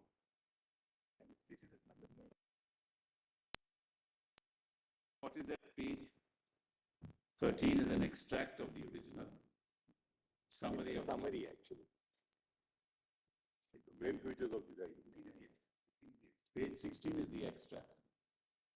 Page 16. Page 16 is actually just is a Sheikh Mohammed Abdullah's statement to the Constituent Extract Assembly. of the statement, yours. Yes.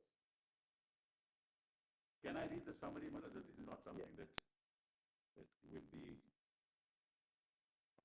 You want to read the Not summary? to take seriously.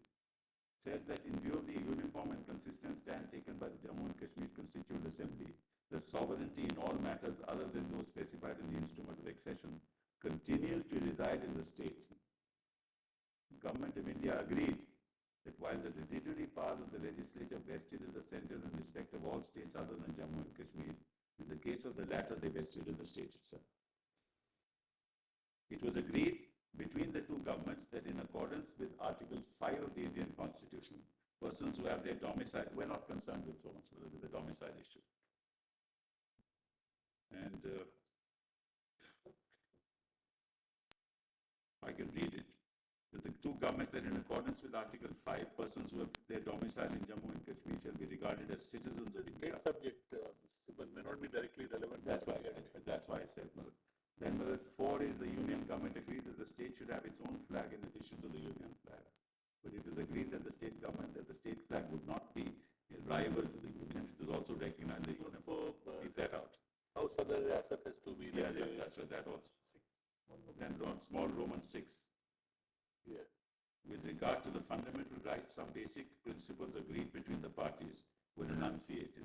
It was accepted that the people of the states were to have their fundamental rights. But in view of the peculiar position in which the state was placed, the whole chapter relating to fundamental rights of the Indian Constitution could not be made applicable to the state. The question which remained to be determined was whether the chapter on fundamental rights should form a part of the state constitution of the Constitution of India as applicable to the state. So it was not Malaz applied at that time, fully. With regard to the jurisdiction, let's leave that out on the Supreme Court.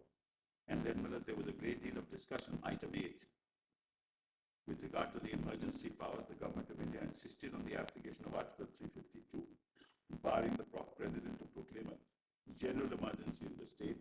State government argued that in the exercise of its powers over defense, item 1 of the union list, in the event of war and external aggression, the government would have full authority to take steps and proclaim emergency. But the state delegation was, however, averse to president exercising the power to proclaim a general emergency on account of internal disturbance, which ultimately your lordship knows was also taken out of the Indian Constitution under 352. At the relevant time, it was there. It was there at the relevant time, but the state said we will not allow it to be exercised. I'm just trying to think aloud. At the relevant time, it's 75. Yes, it was there. It was there. It was very much there. And this, through some subsequent orders, it equally applied to Jammu Kashmir at that time. That's correct. That's correct. Absolutely right. This summary which my friend was doing, Delhi agreement summary, this seems to have been taken out of this booklet of and Justice A.S. Anand. It's not publicly available, but Justice Anand has that. Constitutionally, it's published. No, Constitution no, no. of Jammu and Kashmir. The agreement is not publicly available. He has given the authoritative statement in sense, what is it? What does it imply? That's correct. This is also part of the compilation. Which is Yeah, yes. Justice That point we Anand. were reading. Yes, yes. 10 minutes. In order to meet the viewpoint of the state delegation, Government of India agreed to the modification of 352 in its application to Kashmir by the addition of the following words, but in regard to internal disturbance of the request or with the concurrence of the government of the state. That's how it is. But the parties agreed that the application of 356 dealing with suspension of the state constitution and 360 dealing with financial emergency was not necessary. Right.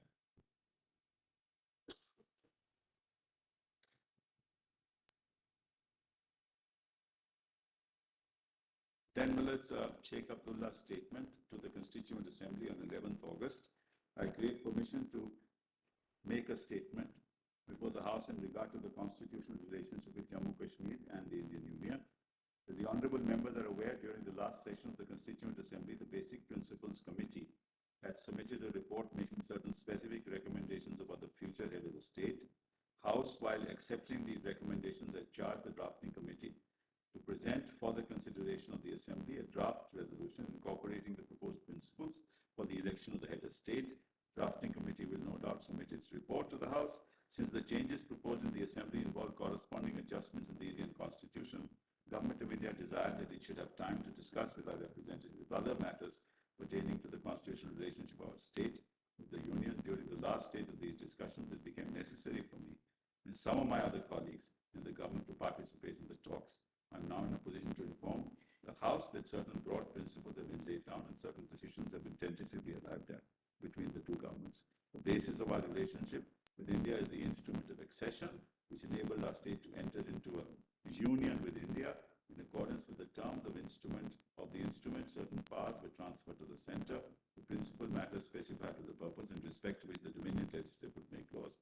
the state were. This arrangement involved a division of sovereignty, which is the normal feature of a federation. Beyond the past transferred to it to the union, the state enjoyed complete residuary sovereignty. That's why, Malas, when you read 370, you can't read into it, Malas, other matters.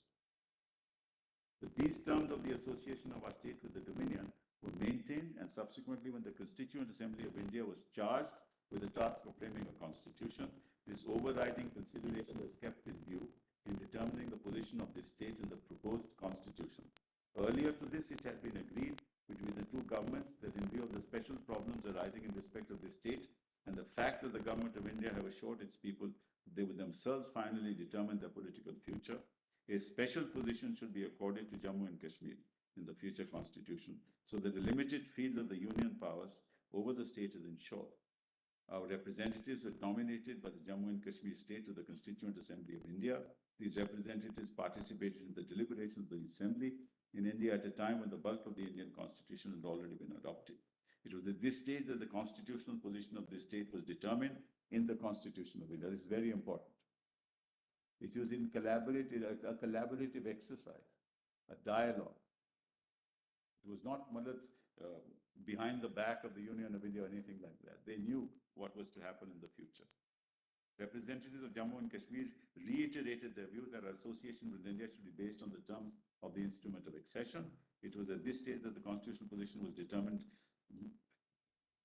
The representatives of the Jammu and Kashmir state reiterated their view that our association with India should be based on the terms of the instrument of accession. It was also made clear that while the accession of Jammu and Kashmir state with India was complete in fact and law to the extent of the subjects enumerated in this instrument, the autonomy of the state with regard to all other subjects outside the ambit of the instrument of accession should be preserved. It means a good deal of confused thinking and uninformed criticism is indulged in some interested people. I would like to point out that the Constitution has confined the scope and jurisdiction of the Union powers to the terms of the instrument of accession, with a proviso that they may be extended to such other matters as the President may by order specify with the concurrence of the Jammu and Kashmir Assembly. This is the concurrent list matters. The special problems facing the state were thus taken into account, and under the Constitution, the relationship approximated to that subsisting under the instrument of accession. The Constitution of India, of the Indian Union, therefore clearly envisaged the convening of a Constituent Assembly for the Jammu and Kashmir state, which would be finally competent to determine the ultimate position of the state in respect of the sphere of its accession, which would be incorporated as in the shape of permanent provisions of the Constitution. That's why temporal. But the rest really need not trouble your lordships. I need not trouble your lordships. Then, when it's rigidity powers, it's important. Page 19, PDF 19.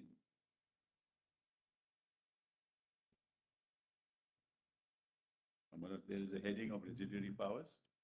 It was agreed that while under the present Indian Constitution, the residuary powers vested in the center in respect of all the states other than Jammu and Kashmir, in the case of our state, they vested in the state itself.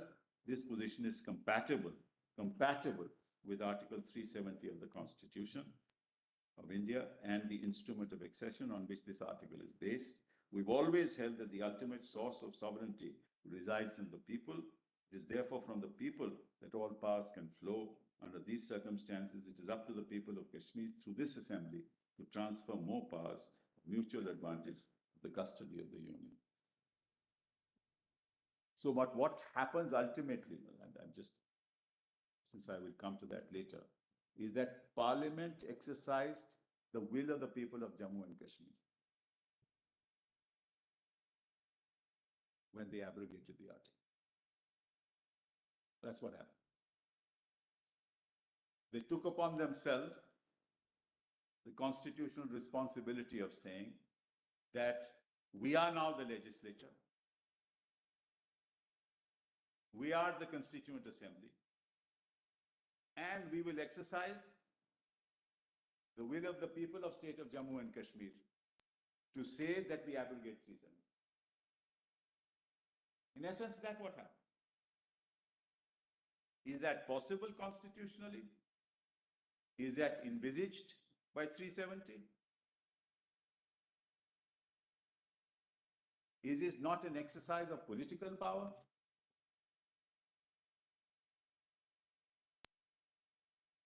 Without reference to 370? And can such a power be exercised in the manner in which it was exercised? That's a matter of procedure. Well, then there is citizenship, we need not go into it, fundamental rights, we don't have to go into all this. Let us now kindly come to list of dates again.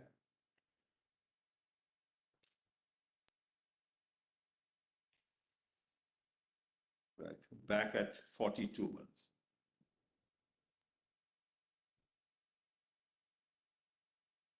Item 37.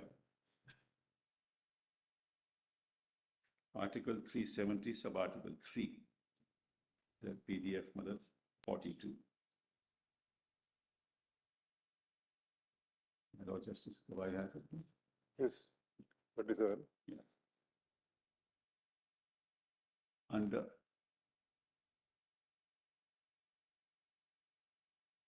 I just was wondering whether all of your lordships had it.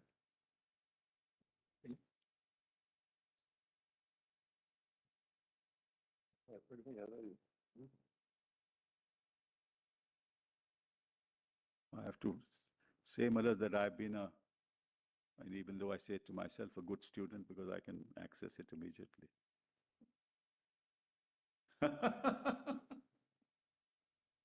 This is my second constitution where Oh, I see see. the Chief Justice who's made me take to this. No, Malad, I learned More my lesson when adapted my than Lord the said to me, I'm not going to allow you to argue on your. So I had to learn. Yes. 37 minutes. Under Article 370, sub-Article 3 of the Constitution, the President, after a recommendation of the J&K Assembly, issued Notification 44, modifying 370, to include an explanation that the phrase state government meant the Sadre Riyasat acting in aid and advice of the Council. Kindly note that. That was done by the Constituent Assembly. That's the only time others they exercise their powers. With reference to 370. On 14th of May 1954, with the concurrence of the government of Jammu and Kashmir, the President issued the Constitution Adaptation to Jammu Kashmir Order 1954, which came into force on May 14, 1954. This order superseded the Constitution application to Jammu Kashmir Order of 1950, which had only those limited provisions. Paragraph 2 of the said order set those provisions of the Constitution, which in addition to Articles 1 and 370, because that order only had Articles 1 and 370, would be applicable, and other than one, would be applicable to the state of Jammu and Kashmir. Notably, a second proviso was introduced into Article 3 as applied to the state of Jammu and Kashmir in the following terms, provided that no bill providing for increasing or diminishing the area, this is also very important, of the state of Jammu Kashmir or altering the name or boundary of that state shall be introduced in Parliament without the consent of the legislature of that state. So your Lordship knows, Malad, Article 3, they can change the boundaries. What happened in this case was, not that they changed the boundaries, Malad, they converted it into a union territory, which is the other problematic issue, which of course we'll have to argue later. You can change the boundaries of a state, you can bifurcate the boundaries of a large state into smaller states, but never in the history of this country has a state been converted into a union territory. You can carve out a union territory out of a You state. can carve out, but you can't have all of Madhya Pradesh being a union territory tomorrow. Understanding some assurance that on assembly elections being held, Jammu and Kashmir will be a state. Or No, I read that's somewhere. true, but what they have converted it into a union territory as of now. I mean, that's unthinkable. And under the article for Jammu and Kashmir, there was a special provision that had to be consented to. That was also not done.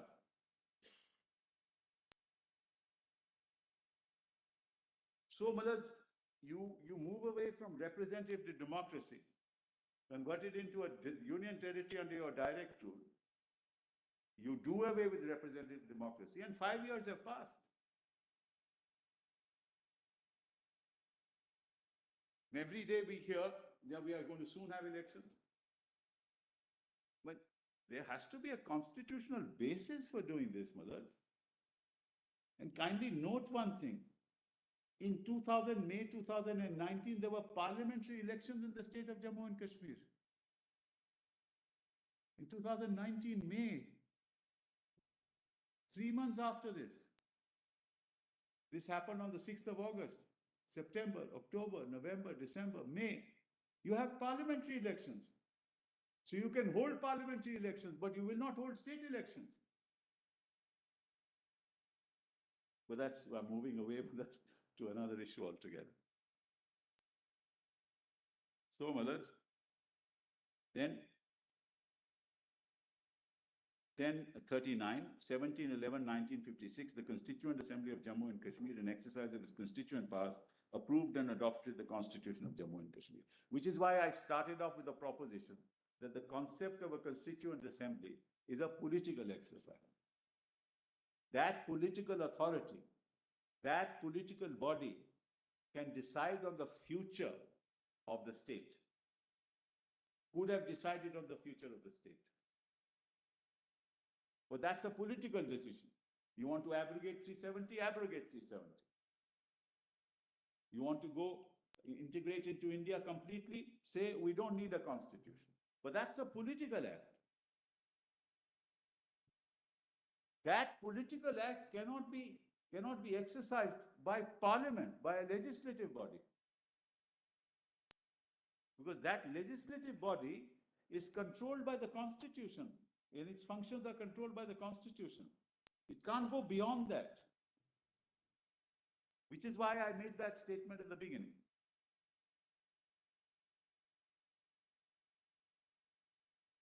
Then verse 40, the Constitution of Jammu and Kashmir 1957 came into force on January 26, 1957. By means of this constitution, the people of the state of Jammu and Kashmir, having solemnly resolved in the presence of the accession of this state of India, which took place on 26th day of October 1947, to further define the existing relationship of the state with the Union of India as an integral part thereof. That's declared in the Constitution. So nobody can question that. Nobody need question that. Nobody can say that we are not being regarded as, we were not saying that we are not an integral part of India. Article 1 applies. And the Constitution defined that relationship. And having defined that relationship, you can't just jettison it. Section 5 of the Constitution of Jammu and Kashmir provided that the legislative power of the state extended to all matters except those with respect to which Parliament had power to make laws for the state under the Constitution of India as applicable.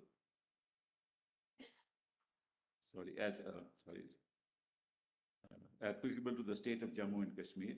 Legislative powers in the state were to lie with the Legislative Assembly and the Legislative Council. Significantly, Section 147, which dealt with amendments to the Constitution of Jammu and Kashmir, provided that no bill or amendment seeking to change the provisions of the Constitution of India as they applied to Jammu and Kashmir would be introduced or moved in either of the state legislatures. They had no authority once the Constitution had come into force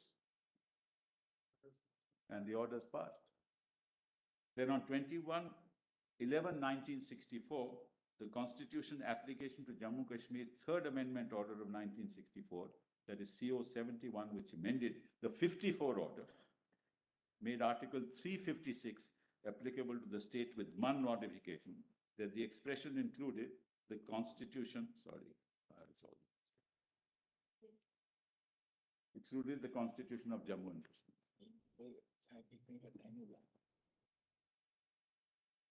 Included, yes. Included the Constitution of Jammu and Kashmir.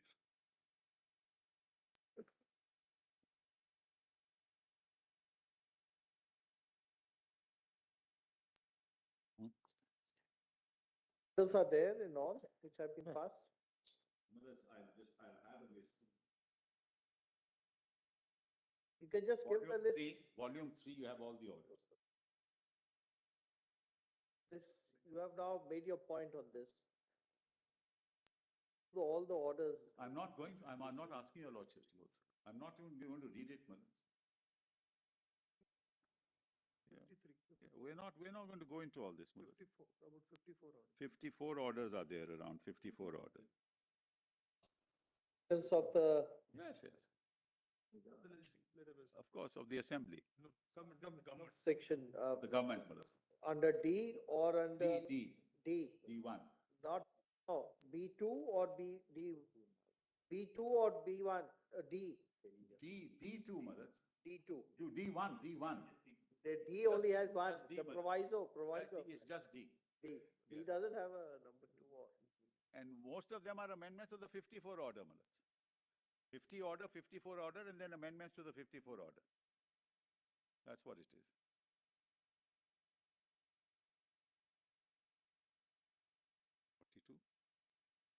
Yeah, but is it necessary? My lord is saying. Let out.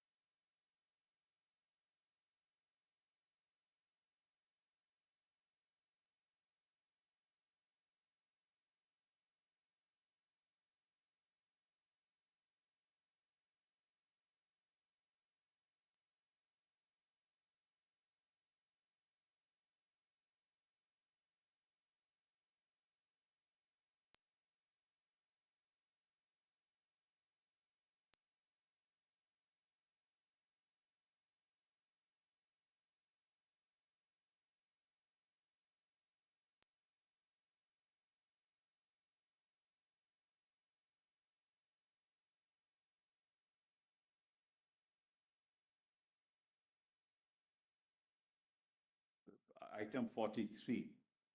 Yes. The lordships don't mind, it's PDF 44.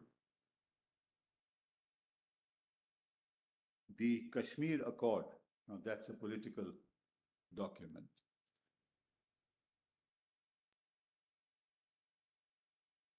(1975) was entered into, my lords have it,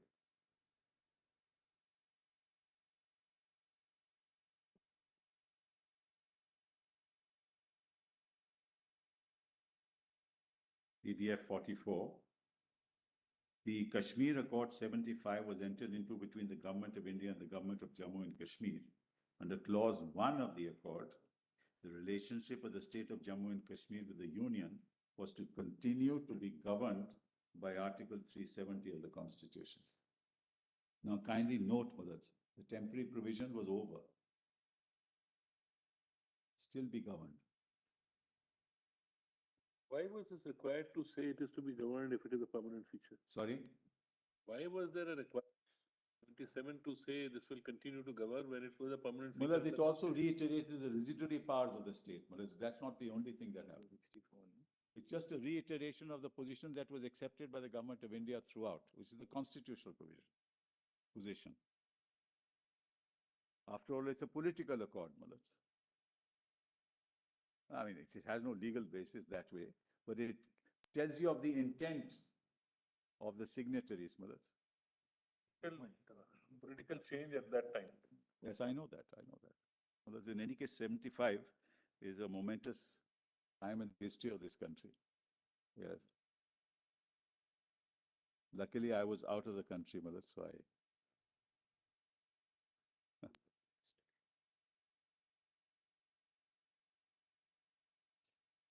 The response to Sheikh Abdullah's settlement. Yes.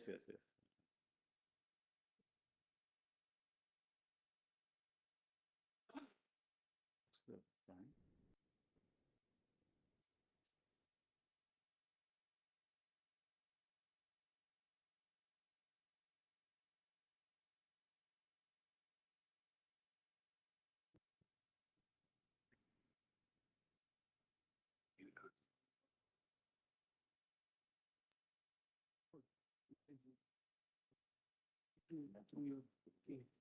Huh?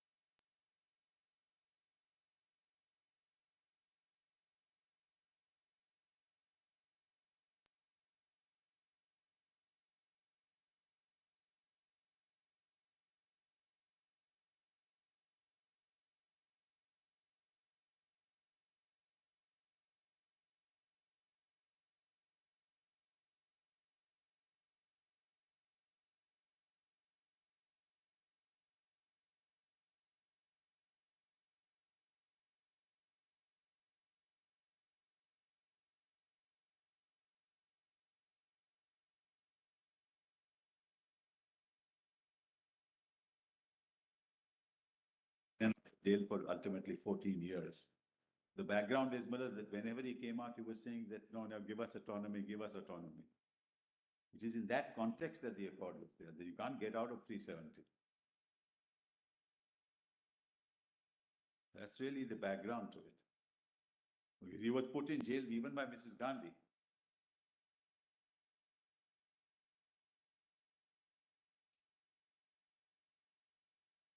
So, Mullah, the rest of the list of dates.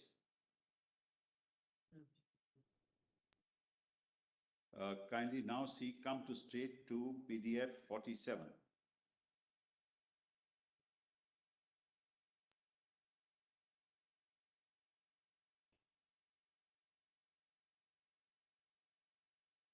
On 29th of March 2017. Then, of course, the clamoring began, remove 370, do away with 370. But that's a separate issue. I mean, we're not concerned with that. So You are PDF on 55 now? 55, exactly, man. Well, Lord Justice Khanna has 55. Justice Gawai. That's Suryakant. Yes. Member of Parliament Ratna Dinag raised a question whether the Minister of Law and Justice, as to whether the government proposes to amend and remove 370 related to Jammu and Kashmir in the near future. If so, details thereof, if not the reason therefore, whether this will help in providing equitable justice to the people of the state, and if so, the details thereof. Minister of State and Law and Justice, so and so. At present, there is no such proposal under consideration. These are only proposals. These are only proposals, all no, no, no, no throughout. This goes on, Malik. Yes. Then 57 is Malad's section 92. This is important. Item 57.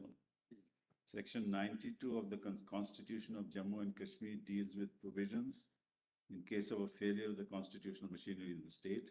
Provision permitted the governor to, by proclamation, assume to himself all the powers and functions of the government of the state. Such a proclamation would, in terms of 92(5), require the concurrence of the President of India. Under 1923, would cease to operate 6 months after it was issued. On June 20, 2018, the governor, with the concurrence of the President, issued a proclamation under 92, declaring governor's rule in the state. This is important. Now we're coming to the present controversy. We can do it tomorrow, Madam. We can then continue tomorrow. Deeply obliged.